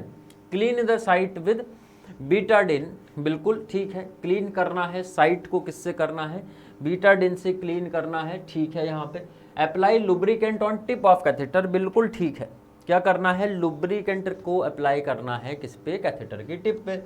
इंसर्ट कैथेटर, कैथेटर को इंसर्ट करना है, check for urine inflate, 1 minute, क्या कह रहा है, मैं आपको उसके पार्ट्स कर देता हूँ, आपके लिए भी इजी हो जाएगा।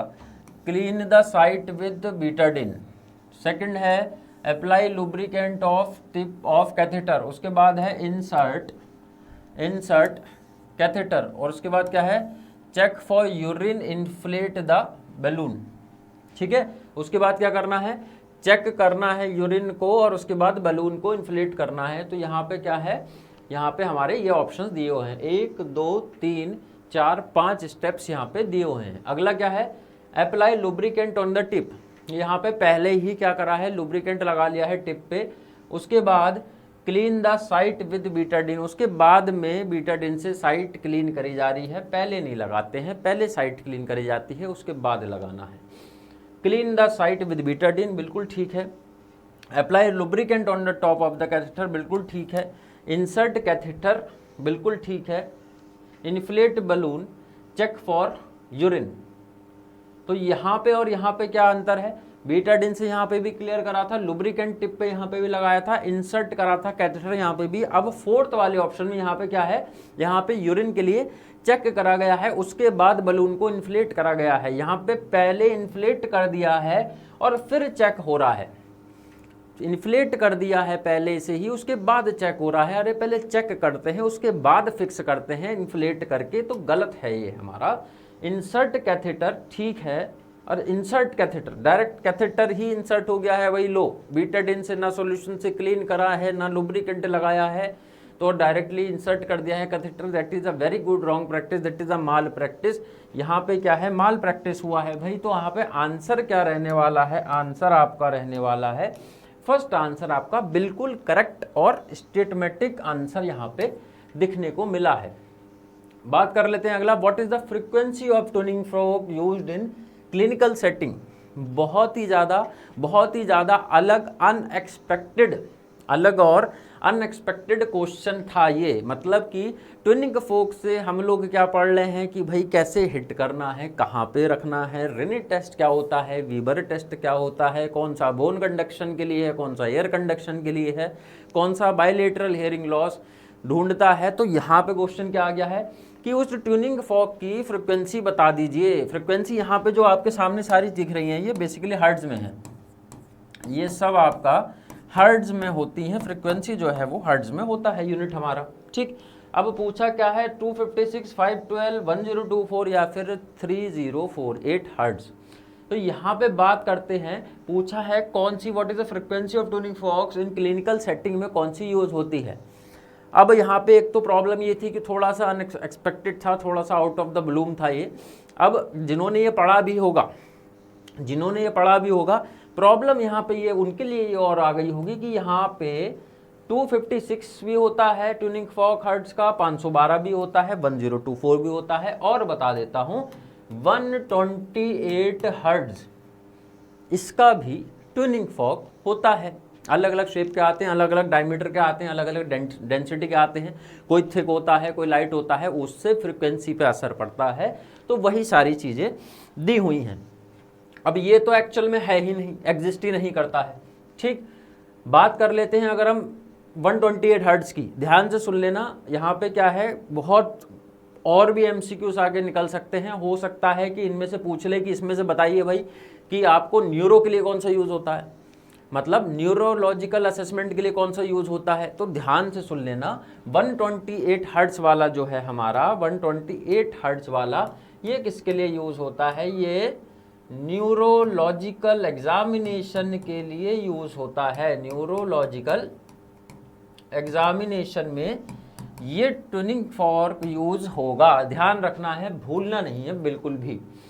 बात कर लेते हैं 256 हर्ट्ज की और 512, 512, 512 हर्ट्ज की। तो ये जो दोनों हैं ये हमारे हेयरिंग असेसमेंट में यूज़ होते हैं, ईएनटी में यूज़ होते हैं। ईएनटी में कहाँ पे, ईयर असेसमेंट में यहाँ पे हमारा ये यूज़ होते हैं दोनों। अब पर्टिकुलरली मोस्ट कॉमनली जो यूज़ होता है, यहाँ पे मोस्ट कॉमनली की जब हम बात करेंगे तो आपको क्या आंसर देखने को मिलेगा, तो हम इसकी जब बात कर लेते हैं, यहाँ पे आंसर की बात कर लेते हैं, तो यहाँ पे आंसर में आपको दिख रहा होगा ये गलत है, इस पे मत जाना, इसमें मत जाना, ये क्या है गलत यहाँ पे लिखा हुआ है, गलत मेंशन करा हुआ है, ठीक है, तो आप इस पे मत जाइएगा, ये नहीं है। यहाँ पे पूछा क्या है, यहाँ पे नॉट का आंसर नहीं है, नॉट होता तो यहाँ पे 3048 होता। मैंने क्या बताया था कि आपका क्या क्या होता है भाई, यहाँ पे आपका 128 भी होता है, 256 भी होता है, 128 भी है, 512 भी है, 1024 भी है यहाँ पे, और ये तो होता ही नहीं है। और यहाँ पे पूछा है कि कौन सा होता है क्लिनिकल में यूज, तो सारे के सारे होते हैं, सारे के सारे होते हैं। इस ऑप्शन पर भी ध्यान मत देना, वो हमारा टाइपोलॉजिकल थोड़ा एरर आ गया है इसमें, तो यहाँ पे इसको आप क्या कर सकते हैं, इग्नोर कर सकते हैं। अब यहाँ पे प्रॉब्लम क्या आ गई है, कॉन्सेप्ट पे फोकस करो, कॉन्सेप्ट पे यहाँ पे फोकस करो। मैंने बताया था कि ये किस में यूज होता है, न्यूरोलॉजिकल एग्जामिनेशन में यूज होता है। ये हमारे तीनों बल्कि ये सबसे ज्यादा दोनों, बट तीनों ही हमारे किस में यूज होते हैं, ईयर एग्जामिनेशन, ईयर असेसमेंट में यूज होते हैं। बट सबसे ज्यादा इन तीनों में से जो यूज होता है क्लिनिकल सेटिंग में वो होता है हमारा 512, और इससे क्या करते हैं हम, इससे हम वीबर्स टेस्ट भी करते हैं और रेने टेस्ट भी करते हैं, रेने टेस्ट भी यहाँ पे इससे करा जाता है। तो अगर आपसे पूछता है न्यूरोलॉजिकल एग्जामिनेशन कितने नंबर ऑफ हर्ट्ज वाले ट्यूनिंग फोक से करते हैं, 128 से करते हैं। कोई पूछता है कि ईयर ENT वाला में क्या है, तो हम तीनों से ही करते हैं। स्पेसिफिकली कोई पूछता है रेने और वीबर टेस्ट के बारे में, तो 512, 512, 512 हर्ट्ज वाले से करते हैं। आंसर कॉमनेस्ट में इसका आपका ये वाला हो जाएगा, क्या हो जाएगा, ये आपका आंसर होने वाला है, क्या हो जाएगा आपका आंसर आपका आंसर ये वाला बन जाएगा, 512 हर्ट्ज वाला आपका आंसर यहाँ पे बन जाएगा। अगला क्वेश्चन है, अगला क्वेश्चन में पूछ क्या लिया है, पूछ लिया है पॉइजनिंग के बारे में, अगले क्वेश्चन में पूछ लिया है। तो क्या पूछ रहा है यहाँ पे क्वेश्चन कह रहा है कि गैस्ट्रिक लवाज, मतलब एक पेशेंट है, gastric लवाज procedure should be avoided, Contra indication का क्वेश्चन पूछ लिया है। बोल क्या रहा है कि गैस्ट्रिक लवाज जो है वो हमें अवॉइड करना चाहिए in which of the following situation, इनमें से किन किन सिचुएशन में गैस्ट्रिक लवाज को हमको क्या करना चाहिए, हमको कॉन्ट्रा इंडिकेट करना चाहिए, नहीं करना चाहिए। तो भाई कैरोसिन पॉइजनिंग है, आर्सेनिक पॉइजनिंग है, तो आर्सेनिक पॉइजनिंग क्या है, मेटल पॉइजनिंग है, लेड पॉइजनिंग वगैरह से होता है, तो इसमें हम गैस्ट्रिक लवाज कर सकते हैं, कोई प्रॉब्लम नहीं है यहाँ पे हमारे साथ। उसके बाद बात आती है ऑर्गेनोफॉस्फेट पॉइजनिंग की, जो कि पेस्टिसाइड से होती है, फार्मर्स को ज़्यादा होती है, इसमें भी कर सकते हैं। एथनॉल पॉइजनिंग में कर सकते हैं, बट यहाँ पे डायलिसिस वगैरह ज़्यादा यूज होता है। बट यहाँ पे अगर बात करें कैरोसिन की, किसी ने कैरोसिन ऑयल क्या है इंजेस्ट कर लिया है, गैस्ट्रिक लवाज करोगे और सिक्रीशंस हो सकता है, चांसेस हो सकते हैं आपका, और पेशेंट का ईसोफेगल या फिर जो जीआई है, जो अपर जीआई है, वो क्या है, वो वहाँ पे बर्न हो सकते हैं, सीवियर बर्न्स वहाँ पे हो सकते हैं। कॉन्ट्रा इंडिकेटेड होता है, बिल्कुल नहीं करना है इसमें गैस्ट्रिक लवाज। आंसर हमारा क्या था, यही था, कैरोसिन पॉइजनिंग में नहीं करते हैं। बात करते हैं ऑर्गेनोफॉस्फेट की, तो ये हमारे फार्मर्स को पेस्टिसाइड की वजह से बहुत होती है। एंटीडोट क्या रहता है इसमें, एट्रोपिन हमारा एंटीडोट रहता है, एंटीडोट क्या रहता है, एंटीडोट एट्रोपिन हमारा एंटीडोट रहता है। आंसर क्या बन जाएगा, आंसर बन जाएगा कैरोसिन पॉइजनिंग में गैस्ट्रिक लवाज नहीं करते हैं, कॉन्ट्रा इंडिकेटेड रहता है। अगला है the type of fluid which cause water, सारे फ्लूइड्स दिए हैं, टाइप्स ऑफ आईवी फ्लूइड्स दिए हैं, hyper, hypo, iso, hypertonic, hypotonic और आइसोटोनिक, और या फिर एल्बुमिन। तो यहाँ पे क्या बोला गया है कि इनमें से कौन सा फ्लूइड वाटर को शिफ्ट करता है from cell into blood stream. कहाँ से बोला है भाई, बोला है कि सेल से ब्लड स्ट्रीम, मतलब सेल टू, मतलब कि सेल से कहाँ पे भेज रहा है, ब्लड स्ट्रीम में भेज रहा है, सेल के बाहर आ रहा है यहाँ पे फ्लूइड। तो अगर फ्लूइड की बात कर लेते हैं, तो यहाँ पे अगर आपको जो दिखेगा, यहाँ पे आंसर हाइपरटोनिक हो जाएगा। समझ लेते हैं क्यों हो जाएगा हाइपरटोनिक। सामने आपको एक बेहतरीन इमेज दिख रहा होगा, बात कर लेते हैं आइसोटोनिक की, तो आइसोटोनिक में इक्विलिब्रियम मेंटेन रहता है, बैलेंस मेंटेन रहता है। तो यहाँ पे क्या है, वाटर का मूवमेंट अंदर और वाटर का movement outside of the cell balanced रहता है। बात कर लेते हैं हाइपो की। हाइपो में क्या है, हाइपोटोनिक सॉल्यूशन क्या करते हैं, हाइपोटोनिक सॉल्यूशंस जो है वो फ्लूइड को क्या करते हैं, वो फ्लूइड को मूव कराते हैं। कैसे मूव कराते हैं, हमारे बाहर मतलब ब्लड से हमारे सेल के अंदर मूव कराते हैं, बाहर से अंदर मूवमेंट होता है। हाइपरटोनिक में क्या है, सेल से बाहर ज़्यादा मूवमेंट होता है, सेल से बाहर ज़्यादा मूवमेंट होता है। क्वेश्चन यही था कि कौन से फ्लूइड हैं जो सेल से ब्लड की तरफ क्या है भेजते हैं, तो क्या है हाइपरटोनिक सॉल्यूशंस होते हैं। D 5% होता है, D 10% होता है। यहाँ पे हाइपोटोनिक में आपका 0.45% नॉर्मल सलाइन हो जाएगा, आइसोटोनिक में आपका 0.9% वाला नॉर्मल सलाइन हो जाएगा। आंसर क्या है यहाँ पे आपका, हाइपरटोनिक सॉल्यूशन है, सेल से ब्लड स्ट्रीम में आपका क्या है शिफ्ट कराता है हाइपरटोनिक। चलिए अगला क्या है, what is the best position. Position पूछ लिया गया है, क्या पूछा है, पोजीशन पूछा है, पोजीशन पूछ लिया है, क्या पोजीशन पूछा है, किसकी पोजीशन पूछा है, to keep an 12 year old, 12 year old का पोजीशन पूछा है after a lumbar puncture. Lumbar puncture का प्रोसीजर करा है, 12 ईयर ओल्ड बच्चे को करा है, पोजीशन पूछा है, CSF असेस करा था कि क्या देंगे, post LP, post spinal tap, post spinal tap procedure कौन सी पोजीशन देनी है। Semi Fowler so that the child can watch TV and entertain, semi Fowler देंगे ताकि बच्चा जो है टीवी देख सके, थोड़ा सा एंटरटेन हो सके। सुपाइन देंगे for several hours so as to prevent headache, headache ना हो। On her right side to prevent leak of CSF। Prone for 2 hours prevent vomiting and aspiration.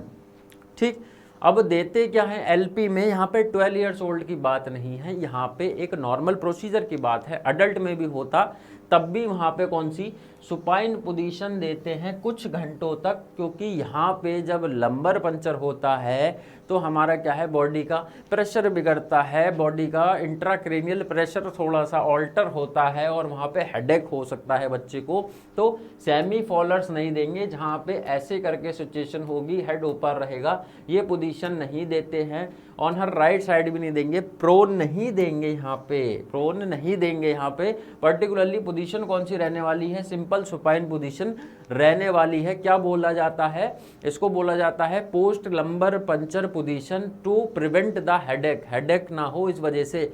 OT में अगर एनेस्थीसिया आ जाता कि एनेस्थीसिया के बाद पेशेंट को कौन सी पोजीशन देंगे, कोई आपका ऑपरेशन जो है प्रोसीजर वो आपका मेंशन नहीं करा है, क्योंकि उसके हिसाब से पोजीशन अलग बदल जाती हैं। अगर खाली एनेस्थीसिया बोला है अल्टीमेट, तो यहाँ पे आंसर क्या रहने वाला है आपका, आंसर आपका रहने वाला है B, supine position for several hours so as to prevent a headache. अगले क्वेश्चन की तरफ चलते हैं। बोला क्या है, feeling of loss and sadness, loneliness is seen in which stage of Kubler Ross model. यहाँ पे क्या पूछा है, यहाँ पे बात हो गई है, किसकी बात हो गई है, बहुत फेमस मॉडल है, बहुत फेमस निमोनिक है, डाबडा आप लोगों ने पढ़ा होगा। क्या पढ़ा होगा, डाबडा आप लोगों ने पढ़ा होगा, बहुत फेमस निमोनिक है। होता क्या है इसमें जनरली, यहाँ पे क्या है, यहाँ पे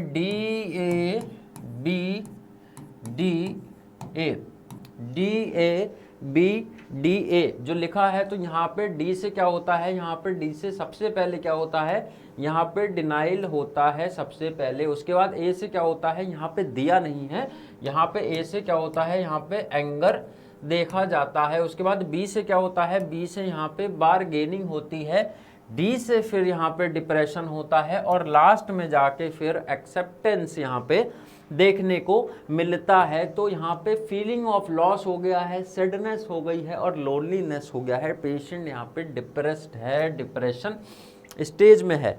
होता क्या है इसमें, डी से क्या है, डी से वो डिनाइल मोड में रहता है, एक्सेप्टेंस वहाँ पे नहीं होता है कि मैं नहीं विश्वास कर सकता कि ऐसा हो गया है, वो विश्वास नहीं करता है। उसके बाद एंगर, मतलब क्या है, उसके बाद स्टेज आती है एंगर की, बहुत ज़्यादा उस चीज़ के लिए एग्रेसिव रिस्पॉन्स होगा, एंगर दिखाएगा, गुस्सा दिखाएगा, बी से क्या होता है, बार्गेनिंग होती है, नेगोशिएट करने की कोशिश करेगा, नहीं ऐसा नहीं हो सकता है, ऐसा हो गया है तो क्या रीज़न है, ऐसा होगा तो वैसा होगा, नेगोशिएशन काइंड ऑफ स्टेज रहती है। डी से फिर क्या आता है, डिप्रेशन आ जाता है, उस चीज़ का थोड़ा सा रियलाइजेशन होकर डिप्रेशन आ जाता है। देन लास्ट में एक्सेप्टेंस, फाइनली एक्सेप्ट कर लिया जाता है। तो ये तो आप लोगों को सबने बताया होगा, और मेरी क्लास में क्या है, कुछ ना कुछ अलग जरूर हम लोग पढ़ते हैं। तो कॉन्सेप्ट यहाँ पे क्या रहने वाला है, कॉन्सेप्ट यहाँ पे रहने वाला है, मुझे याद आ रहा है। पहली बात तो ये नाम क्या है, पूरा नाम है एलिजाबेथ, एलिजाबेथ, ध्यान से सुनिएगा, एलिजाबेथ कुबलर रॉस। तो ये जो थे, इन्होंने ये जो थी पर्टिकुलरली, इन्होंने क्या करा था, यहाँ पे इन्होंने एक बुक लिखी थी on death and dying, death and dying पे बुक लिखी थी, जो कि बुक कब आई थी, 1969 में बुक आई थी, जिसमें इन्होंने क्या मेंशन करा था, जिसमें इन्होंने डाबडा मेंशन करा था।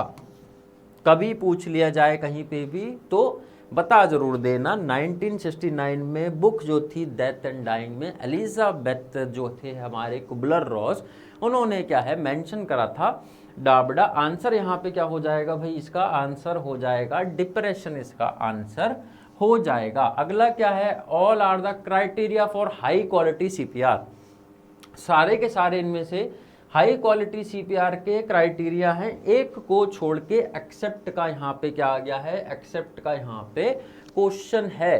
तो रेट ऑफ कंप्रेशन क्या मैंने बोला था, 100/120 रहना चाहिए, बिल्कुल बढ़िया है। हाई वेंटिलेशन ठीक है अभी के लिए कंसीडर। मिनिमल इंटरप्शन, बिल्कुल इंटरप्शन नहीं होना चाहिए, मिनिमल इंटरप्शन होना चाहिए, ठीक है। Allow complete chest recoil, recoil complete करनी है तभी ब्लड फिल होगा हार्ट में, तभी क्या है वीनस रिटर्न होगा, बिल्कुल ठीक है यहाँ पे। तो हाई वेंटिलेशन, हाई वेंटिलेशन का जो कॉन्सेप्ट है ये यहाँ पे नहीं रहने वाला है। यहाँ पे आंसर क्या हो जाएगा, एक्सेप्ट का था हाई वेंटिलेशन, आंसर यहाँ पे हो जाएगा। बात करते हैं आज स्पिल इंसिडेंट अकर इन सर्जिकल यूनिट, एक सर्जिकल यूनिट में स्पिल इंसिडेंट हो गया है, स्पिल हो गया है। Which of the following statement is true while disinfecting the spill, अब उसको क्या करा जा रहा है, डिसइंफेक्ट करा जा रहा है। तो इनमें से कौन सी स्टेटमेंट ठीक है, once prepared can be used for a maximum duration of 7 days, अगर एक बार ये प्रिपेयर कर लिया है तो 7 डेज के लिए मैक्सिमम यूज कर सकते हैं। आंसर में केमिकल के लिए पूछ रहा है, पर्टिकुलर साइट के लिए पूछ रहा है, कोई इन्फॉर्मेशन इसमें है नहीं ज़्यादा। 1% ग्लूटर एल्डिहाइड इज यूज्ड कॉमनली, ज़्यादातर हाइपोक्लोरिक एसिड यूज करा जाता है। डाइल्यूट विद वाटर, रेशियो क्या रहेगा, 1/5 का रेशियो रहेगा बिफोर एवरी यूज, ठीक। यहाँ पे क्या है 1/5 का रेशियो बिफोर एवरी यूज, ये वाला कुछ नहीं है, ठीक है। Minimum contact period for disinfection is 20 minutes, ये क्या है, ये आप जब स्पिल मैनेजमेंट पढ़ेंगे क्लियरली लिखा है मिनिमम कॉन्टेंट का जो कॉन्टैक्ट का पीरियड रहना चाहिए फॉर डिसइंफेक्शन वो 20 मिनट्स का रहना चाहिए। आंसर यहाँ पे आपका minimum contact period for disinfection कितना है, 20 मिनट्स है, याद रखना, बिल्कुल नहीं भूलना है। सेम अभी ऐसा क्वेश्चन हमने पहले सॉल्व करा था, सेम वैसा आया है। As per the schedule OT list nurse Reena जो ओटी नर्स थी वो क्या है, to scrub for the next laparoscopic cholecystectomy surgery, उसको क्या करना है, अब प्रिपेयर करना है, स्क्रब करना है, लेप्रोस्कोपिक कोलोसिस्टेक्टोमी होने वाला है, मतलब गॉल ब्लैडर को निकाला जाएगा। Arrange the given below activity in ascending order, ascending order में पूछा है, क्या पूछा है असेंडिंग ऑर्डर में, which the nurse Reena will perform to get ready for the surgery. तो यहाँ पे दिया गया है gloves, scrub, wear gown, arrange and count the instrument, यहाँ पे कुछ चीज़ें दी गई हैं। पूछा है असेंडिंग ऑर्डर में कैसे कैसे रीना जो है वो करेगी, मतलब असेंडिंग मतलब पहले क्या करेगी, उसके बाद क्या करना है, फिर उसके बाद क्या करना है, और स्क्रब करने के लिए जा रही है वो। अब यहाँ पे क्या है, सबसे पहले क्या करना है उसको, सबसे पहले क्या करना है उसको, स्क्रबिंग। सबसे पहले क्या करना है, सबसे पहले रीना को यहाँ पे क्या करना है, रीना को यहाँ पे सबसे पहले भाई क्या करना है, स्क्रबिंग करनी है। सबसे पहले यहाँ पे स्क्रबिंग करेगी, उसके बाद क्या करना है, उसके बाद उसको गाउन पहनना है, उसके बाद उसको क्या करना है, उसके बाद उसको गाउन पहनना है। एक मिनट 1 मिनट। यहाँ पे क्या बोला जा रहा है, यहाँ पे बोला जा रहा है कि ठीक है। तो सबसे पहले क्या है, सबसे पहले स्क्रबिंग होगा, सबसे पहले स्क्रबिंग करेगी रीना, उसके बाद गाउन पहनेगा, उसके बाद क्या होगा, उसके बाद ग्लव्स पहनेगी, उसके बाद क्या होगा, ग्लव्स पहनेगी, और उसके बाद क्या है, arrange and count the instrument, arrange करेगी और काउंट करेगी। पहले से अरेंज नहीं कर सकती, सर्जिकल आर्टिकल्स हैं, कंटामिनेट हो जाएंगे। ठीक है, तो क्या रहने वाला है हमारा, क्या हो जाएगा, सबसे पहले क्या है हमारा, सबसे पहले है हमारा 1 स्क्रबिंग मतलब 2, उसके बाद क्या है हमारा गाउन पहनेगी मतलब 3, उसके बाद क्या है ग्लव्स पहनेगी मतलब कि 1, और उसके बाद ये है। तो पैटर्न क्या हुआ 2 3 1 4, तो ये तो नहीं है 2 3 1 4 2 3 1 4 2 3 1 4 आपका यहाँ पे आंसर हो जाएगा। पहले स्क्रबिंग होगा मतलब खुद स्क्रब करेगी, हैंड वॉश स्क्रबिंग वगैरह करेगी, उसके बाद क्या है, उसके बाद गाउन को पहनाया जाएगा, उसके बाद ग्लव्स को पहनाया जाएगा, उसके बाद टेबल पे आर्टिकल्स को अरेंज करेगी। अगला क्या है हमारा, you are instructing a female client about clean catch urine sample. हम लोग क्या कर रहे हैं, एक आप नर्स हैं, आप क्या है इंस्ट्रक्ट कर रहे हो एक क्लाइंट को कि उसको क्लीन कैच यूरिन मतलब स्टराइन यूरिन का सैंपल लेना है, कैसे लेना है। And ask her to clean the perineum before collecting the sample. आपने उसको बोला है कि पेरिनियम एरिया को आपको क्लीन करना है सैंपल लेने से पहले। Which statement by the nurse indicate her complete knowledge regarding clean catch urine specimen। अब ये जो नर्स है, जो एजुकेशन दे रही है कि क्लीन स्पेसिमेन कैसे कैच करना है, इन स्टेटमेंट में से कौन सी ऐसी स्टेटमेंट है जिससे आपको लग रहा है कि नर्स को भाई बहुत बढ़िया नॉलेज है, नर्स का नॉलेज अच्छा है, अच्छे तरीके से इंस्ट्रक्शंस नर्स दे रहा है या दे रही है। पहला क्या है, clean the whole perineal area, उसके बाद है clean the labia majora from back to front, clean the labia minora front to back, clean the labia minora from back to front. तो यहाँ पे जब बात आती है सैंपल कलेक्शन की, यहाँ पे जब बात आएगी सैंपल कलेक्शन की, होल पेरिनियम क्लीन नहीं करना है, लेबिया मेजोरा का भी इसमें इंक्लूजन नहीं है, लेबिया माइनोरा क्लीन करना है। कैसे क्लीन करना है, फ्रंट टू बैक करना है कि बैक टू फ्रंट करना है। तो क्या करना है हमको, फ्रंट टू बैक यहाँ पे क्या है क्लीनिंग होती है, फ्रंट टू बैक क्लीनिंग होती है। किसकी क्लीनिंग होती है, लेबिया माइनोरा की फ्रंट टू बैक क्लीनिंग होती है before collecting the specimen, that is the clean catch urine specimen. अगला है all are true about hand hygiene. Hand hygiene के बारे में सारी की सारी चीज़ें ठीक हैं, एक को छोड़ के एक्सेप्ट का आंसर यहाँ पे आ गया है, एक्सेप्ट आ गया है। कट शॉर्ट नेल बिल्कुल ठीक है, कट कर देंगे, नॉन नेल्स को शॉर्ट कर देंगे। हैंड वॉश फॉर 40 सेकेंड ठीक है। डोंट यूज़ आर्टिफिशियल लेस बिल्कुल ठीक है, कलेक्ट हो सकते हैं डेब्रीज वगैरह। Use alcohol based hand rub, use alcohol based hand rub when hands are visibly soiled. क्या है कि हाथ विजिबली सॉइल्ड है, सॉइल्ड मतलब गंदे हैं, तो दिख रहे हैं आपको कि गंदे हैं, कंटामिनेटेड हैं, दिख रहे हैं, इतने गंदे हैं कि विजिबली सॉइल्ड आपको विजिबल हो रहा है, वो नेकेड आई से विजिबल हो रहा है, तो आप हैंड रब का यूज़ करिए। अगर कॉन्ट्रा इंडिकेटेड होता है, विजिबल कंटामिनेशन दिख रहा है, अगर विजिबल सॉइलिंग ऑफ हैंड है तो हैंड वॉशिंग करनी है, हैंड रब नहीं करना है आपको, हैंड रब नहीं करना है। तो यहाँ पे आंसर क्या रहने वाला है कि भाई ये नहीं फॉलो करनी है, ये वाली प्रैक्टिस नहीं फॉलो करनी है। आर्टिफिशियल नेल नहीं पहनने हैं, बहुत बढ़िया बात है। हैंड वॉश 40 सेकंड करना है, बहुत अच्छी बात है। कट करने हैं शॉर्टनेस, बहुत अच्छी बात है। बट हैंड रब यूज़ नहीं करना है जब आपके हाथ बहुत ज़्यादा गंदे हैं कि वो ब्लैकिश या ब्राउन या उस पर डर्ट लगा है, उस पर पूरा डर्टी हो रहे हैं हैंड्स, आपको दिख रहा है, उसके बाद हैंड रब यूज़ करने से कुछ भी नहीं होने वाला है। अगला है for which exposure post exposure prophylaxis is not given.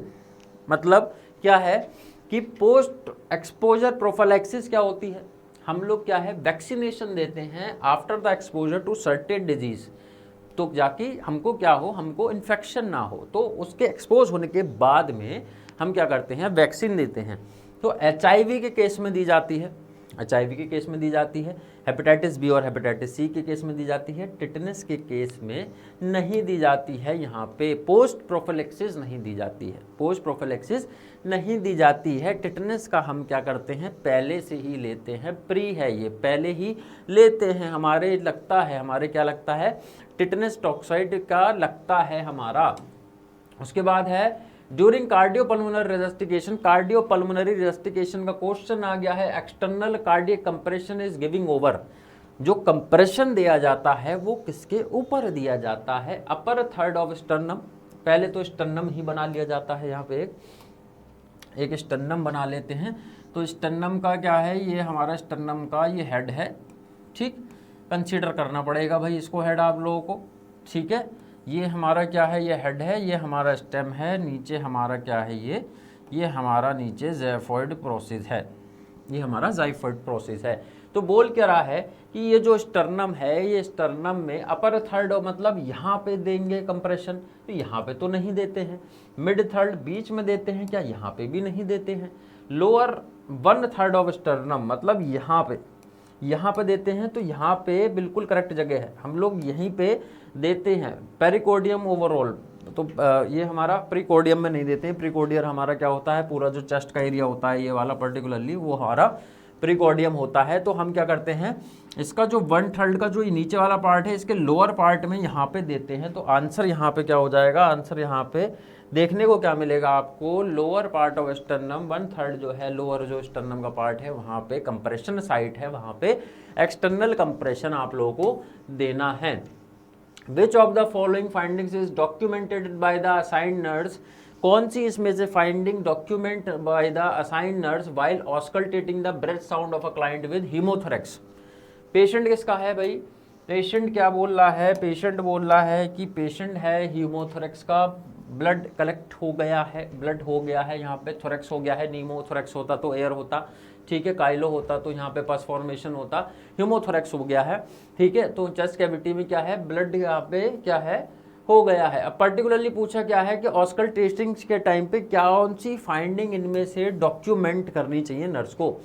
Absent breath sound in affected lung, जो अफेक्टेड लंग था वहाँ पे ब्रेथ साउंड ही क्या है, एब्सेंट है, मतलब वहाँ पे एयर एंट्री ही नहीं हो रही है, तो ये तो भाई इमरजेंसी कंडीशन है।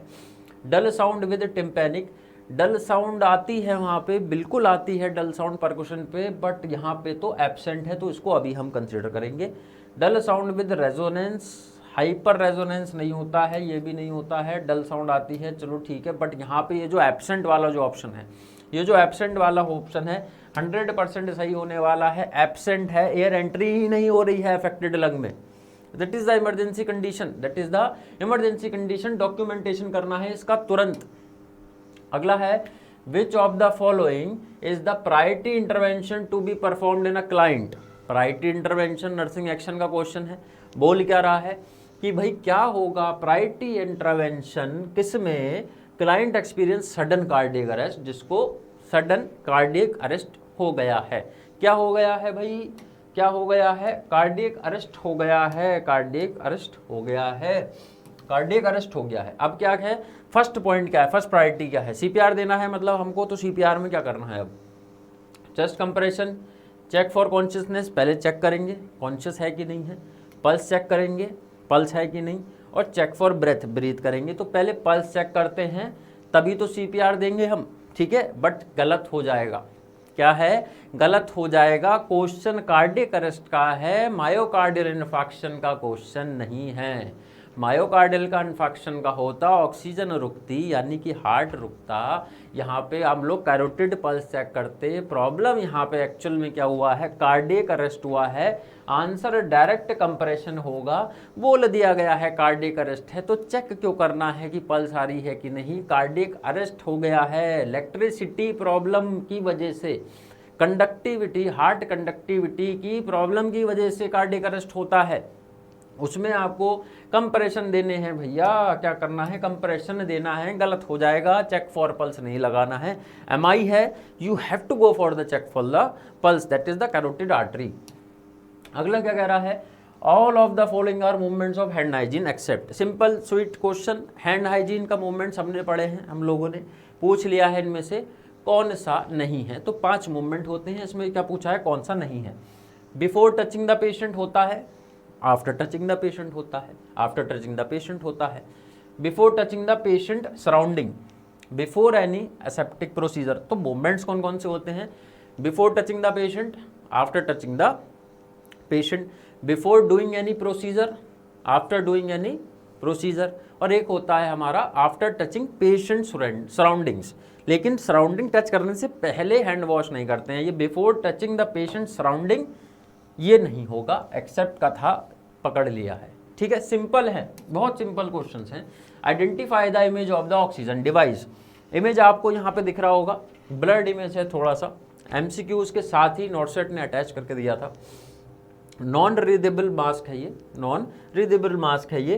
पूछा क्या है यहाँ पे, यही पूछा है, डायरेक्ट क्वेश्चन है, क्या है भाई, वेंचुरी मास्क नहीं है ये, पार्शियली ब्रीदिंग मास्क नहीं है, फेस मास्क नहीं है, नॉन रीब्रीदर मास्क है ये। बात करते हैं थोड़ा सा अगर वेंचुरी मास्क की, तो वेंचुरी मास्क की कलर कोडिंग बहुत इंपॉर्टेंट है, भूलना नहीं है, याद कर लेना। ब्लू है 24% 2 लीटर पर मिनट, वाइट 28 4 लीटर पर मिनट, ऑरेंज 31 6 लीटर पर मिनट, येलो 35 8 लीटर पर मिनट, रेड 40% 10 लीटर पर मिनट, ग्रीन सबसे ज़्यादा हाई कंसंट्रेशन का वेंचुरी मास्क में क्या है, सर्किट होता है, ग्रीन कलर का सर्किट होता है, 15 लीटर पर मिनट, 60% तक जाता है। बात करते हैं अगर इसकी कि भाई इसका कितना है सर, इसका भी बता दीजिए, तो 10 से 15 लीटर पर मिनट इसका भी होता है, 10 से 15 लीटर पर मिनट। अब आते हैं अगले की तरफ, रीजनिंग एप्टीट्यूड सारे क्वेश्चन सब आने लगेंगे। Select the suitable figure from the 4 alternative. यहाँ पे फिगर दी गई है एक, ये वाली फिगर दी गई है, ये क्वेश्चन मार्क है, इनमें से 1 2 3 4 ऑप्शन लगाना है। यहाँ पे क्या है, लगाना है। आंसर यहाँ पे क्या हो जाएगा, आंसर यहाँ पे होने वाला है आपका 1 आपका फर्स्ट आंसर यहाँ पे होने वाला है। आपकी बहुत जल्दी जीडीसी नर्सिंग क्लासेस में रीजनिंग का, एप्टीट्यूड का, एक कम्युनिकेटिव इंग्लिश की क्लास, मतलब नॉन नर्सिंग सब्जेक्ट जितनी भी हैं क्लासेस पड़ी हुई हैं कुछ हमारी जीडीसी नर्सिंग पे, आप जाके देख सकते हैं, उसमें ट्रिक्स भी पड़ी हुई हैं, शॉर्ट्स में भी कई बार हम लोगों ने ट्रिक्स बताई हैं, आप देखिए वहाँ पे जाके, तो आपकी नॉन नर्सिंग सब्जेक्ट में भी हेल्प हो जाएगी। और जल्दी ही नॉन नर्सिंग का सीरीज़ भी लॉन्च हो जाएगा, तो आपको कहीं जाने की ज़रूरत नहीं पड़ेगी, क्लियर 1 शॉट आपको वीडियो मिलेगा जिसमें आप रीजनिंग, एप्टीट्यूड और कम्युनिकेटिव इंग्लिश वगैरह सीख सकते हैं। बात करते हैं यहाँ पे, which of the following city name is change to Sambhajinagar. तो ये औरंगाबाद का चेंज करा था संभाजी नगर में, औरंगाबाद यहाँ पे आंसर हो जाएगा। बात करते हैं स्नो फेस्टिवल कहाँ मनाया जाता है, बहुत फेमस है स्नो फेस्टिवल, कहाँ पे, जम्मू कश्मीर में बनाया जाता है स्नो फेस्टिवल। बात करते हैं अगला, which country is not a part of G20। तो ब्राज़ील, पाकिस्तान, रशिया और चाइना। पता लग रहा होगा देखते ही कि अगर तुक्का भी लगाना है तो किस पे लगाना है भाई, तो किस पे लगाना है, पाकिस्तान पे लगाना है। पाकिस्तान G20 का मेंबर नहीं है। अगला क्या है हमारा, ये हमारा क्या है, CDFL, ये हमारा पैटर्न बेस आ गया है, क्या है, पैटर्न बेस आ गया है आपका। आंसर यहाँ पे क्या रहने वाला है, पैटर्न, चलिए मैं आपको समझा देता हूँ, पैटर्न समझा ही देते हैं इसमें। तो पैटर्न एक्चुअल में क्या है, अगर आप इस पैटर्न को देखेंगे तो CDFL EFH के यहाँ पे पूछा है कि यहाँ पे क्या होने वाला है। तो यहाँ पे एक्चुअल में जो पैटर्न यहाँ पे जो बन रहा है, तो यहाँ पे पैटर्न अगर आप देखेंगे, जैसे कि हम लोग अगर लिखते हैं कि यहाँ पे लिखते हैं C से ये क्या बना है, D बना है, और D से फिर क्या गया है, ये F में गया है, फिर F से क्या है, ये L में गया है। तो यहाँ पे आप देखोगे तो यहाँ पे C से D में कितना हुआ है, प्लस हुआ है, 1 प्लस हुआ है। D से F में कितना प्लस हुआ है, ABCDEF 2 प्लस हुए हैं। और F से L में कितना प्लस हुआ है, ABCDEF GHIJKL। तो यहाँ पे प्लस क्या हुआ है, यहाँ पे 6 प्लस हुआ है। तो ये तो हमारा भाई एक पैटर्न रहा। अगला है EFH के, इसको भी देख लेते हैं। तो क्या है, E से क्या है F, F से क्या है हमारा H, और H से क्या है हमारा K। तो यहाँ पे अगर आप प्लस की कंडीशन देखेंगे तो E से F में कितना बना, ABCDEF, तो +1 हुआ है यहाँ पे हमारा बस। F से H कितना है, ABCDEFGH, तो यहाँ पे 2 प्लस हुआ है, और यहाँ पे H से K ABCDEFGHHIJK मतलब 3 प्लस हुआ है। यहाँ पे कितना प्लस हुआ है, 3 यहाँ पे प्लस हुआ है। पैटर्न निकालना है हमको, तो यहाँ पे ये क्या है, GH एक हमको पता नहीं है, इनमें से कुछ होगा, और क्या है, M है यहाँ पे। तो लिख लेते हैं इसी का पैटर्न। क्या है यहाँ पे भाई, G से क्या बना है, यहाँ से G से H बना है, H से क्या बना है हमको अभी नहीं पता है, और उससे क्या बना है यहाँ पे पर्टिकुलरली, उससे बना है M। तो हमको ये भी नहीं पता और यहाँ पे ये भी नहीं पता है। ठीक, तो पैटर्न हमको या तो ये वाला पैटर्न सजेशन है या तो ये वाले पैटर्न से आंसर निकलने वाला है। तो दोनों ही लगा के देखेंगे। पहले ये वाला लगा लेते हैं। G से H मतलब क्या है, ABCDEFGH, तो यहाँ पे तो +1 हो गया है। ठीक, तो दोनों में +1 था, ठीक चल रहा है। H क्या है, H से क्या हुआ है, अब लगा के क्या देखते हैं, +2 लगा के देखते हैं, और यहाँ पे भी क्या है, +2 है हमारा। तो यहाँ पे जब +2 आप लगाएंगे तो क्या हो जाएगा, यहाँ पे हमारा ABCDEFGH 2 लगाना है IJ, तो यहाँ पे क्या हो जाएगा, अगर आप +2 करेंगे तो यहाँ पे क्या है आपको, फिर यहाँ पे क्या मिल जाएगा, यहाँ पे आपको J मिल जाएगा। क्या है अभी के लिए, J आपका यहाँ पे हो गया है, और हम लोग यहाँ पे भी अब क्या लेंगे, J ही को कंसीडर करेंगे अभी के लिए। क्या है, J है, तो J अगर यहाँ पे है तो +6 में इसका यहाँ पे बनना चाहिए। अगर हम यहाँ पे क्या कर रहे हैं, प्लस, यहाँ पे हम +6 कर रहे हैं। अब J में +6 क्या करेंगे, ABCDEFGHIJKLMNOP, तो 6 पे तो यहाँ पे P आ रहा है, तो P तो है नहीं, यहाँ पे तो M है, तो यहाँ पे ये 6 नहीं लगेगा, ये 6 नहीं लगेगा। 1 2 हमारा ठीक था। अब हम +3 लगा लेते हैं, तो J के बाद +3 लगाओगे तो M आ जाएगा, M यहाँ पे आ जाएगा, ABCDEFGHIJKLM, तो +3 पे M हमारा आ रहा है। आंसर हमारा क्या हो जाएगा, J हमारा यहाँ पे आंसर हो जाएगा। आंसर क्या हो जाएगा, J हमारा यहाँ पे आंसर हो जाएगा। उसके बाद एक और हमारा रीजनिंग एप्टीट्यूड का, रीजनिंग नहीं एप्टीट्यूड आ गया है। हमारा क्या पैटर्न दिया है, 8, 9, उसके बाद 1 4 5, which one is following is related this, इनमें से ये वाला पैटर्न जो है, ये पैटर्न कौन फॉलो कर रहा है। अब ये पैटर्न ढूंढने के लिए आपको एक्चुअल में इसमें हुआ क्या है, इसमें हुआ ये है इस पैटर्न में कि यहाँ पे ध्यान से देखिएगा, यहाँ पे हुआ क्या है, यहाँ पे 8 और 9 और 45, ये जो है 8 9 और ये 145 जो है, इसमें एक्चुअल में क्या है, इसमें 8 का स्क्वायर है और ये प्लस करा गया है 9 का स्क्वायर, उसके बाद ये डिजिट आई है। मतलब कि ये क्या है, 64 है, प्लस आप 81 करोगे तो आपका क्या आ जाएगा, 145 ही आ जाएगा। यही पैटर्न आपको ढूंढना है। A square plus B square equal to क्या है आपका, सी, मतलब ये आना चाहिए आपका, A square plus B square C आना चाहिए। मतलब क्या है, यहाँ से ध्यान से देखिएगा, 6 स्क्वायर प्लस 8 स्क्वायर आपका 104 आएगा, तो आपका करेक्ट आंसर हो जाएगा। इसी में छोटा छोटा कर देता हूँ, यहाँ पे इसका स्क्वायर क्या बनेगा, 36 इंटू यहाँ पे 64 बन जाएगा, तो ये कितना हो गया, ये आपका, अच्छा प्लस करना है यहाँ पे हमको क्या करना है, प्लस करने हैं दोनों के स्क्वायर को, इंटू नहीं करना है। तो प्लस करेंगे तो यहाँ पे 100 हो जाएगा। ये तो 104 है, तो ये नहीं है हमारा। बात करते हैं 9 और 10 की, तो ये 81 आ गया है, और यहाँ पे 10 का स्क्वायर करेंगे तो 100 आ जाएगा, और ये तो फिर 181 हो जाएगा। यहाँ पे 210 है, तो ये भी नहीं है हमारा। अगली बात करते हैं 6 स्क्वायर प्लस 7 स्क्वायर की, तो ये हमारा 36 प्लस 7 स्क्वायर मतलब 49 हो गया।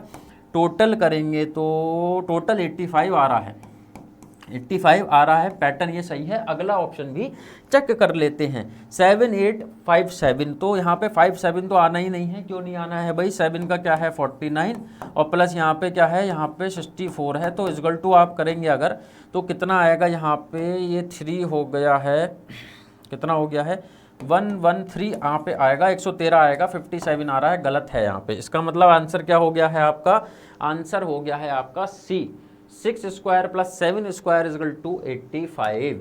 उसके बाद क्या है, स्वॉट analysis stands for the following except, बोल क्या रहा है, स्वॉट एनालिसिस का फुल फॉर्म पूछ लिया है और इसमें से एक चीज गलती हुई है। तो स्वैट का फुल फॉर्म एक्चुअल में क्या होता है भाई?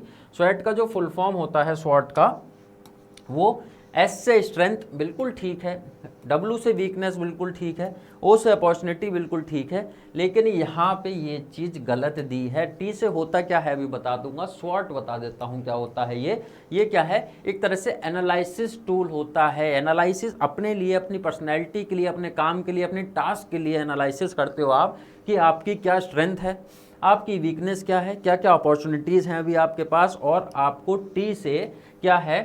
थ्रेट, आपके थ्रेट क्या क्या हैं अभी, थ्रेट क्या क्या है आपके पास अभी, तो टी से थ्रेट होता है, टाइम टी से नहीं होता है भाई। तो यहाँ पे ऑप्शन यहाँ पे एक्सेप्ट वाला था, टी यहाँ पे नहीं होगा, थ्रेट होगा। आंसर क्या हो जाएगा? टी आपका यहाँ पे आंसर हो जाएगा। तो आई होप आपको ये जो PYQ की जो सीरीज़ थी अच्छी लगी होगी। कॉन्सेप्ट मैंने जितना हो सका टैकल करे हैं, नई नई इन्फॉर्मेशंस आपको ला के दी हैं। MCQs के अंदर कोई और अगर ऑप्शन है जो कि ज़रूरी है, उससे कोई इन्फॉर्मेशन निकल रही है, वो भी आप लोगों को दिया है। तो हम लोगों ने अपना काम कर दिया है, अब बारी आपकी आती है, मेहनत आपको करनी है, और आगे भी वीडियो GDC नर्सिंग परिवार लाता रहेगा। तब तक के लिए पढ़ते रहिए, दमदार तरीके से मेहनत करते रहिए, फिर मिलेंगे जल्दी। तब तक के लिए आई एम साइनिंग आउट।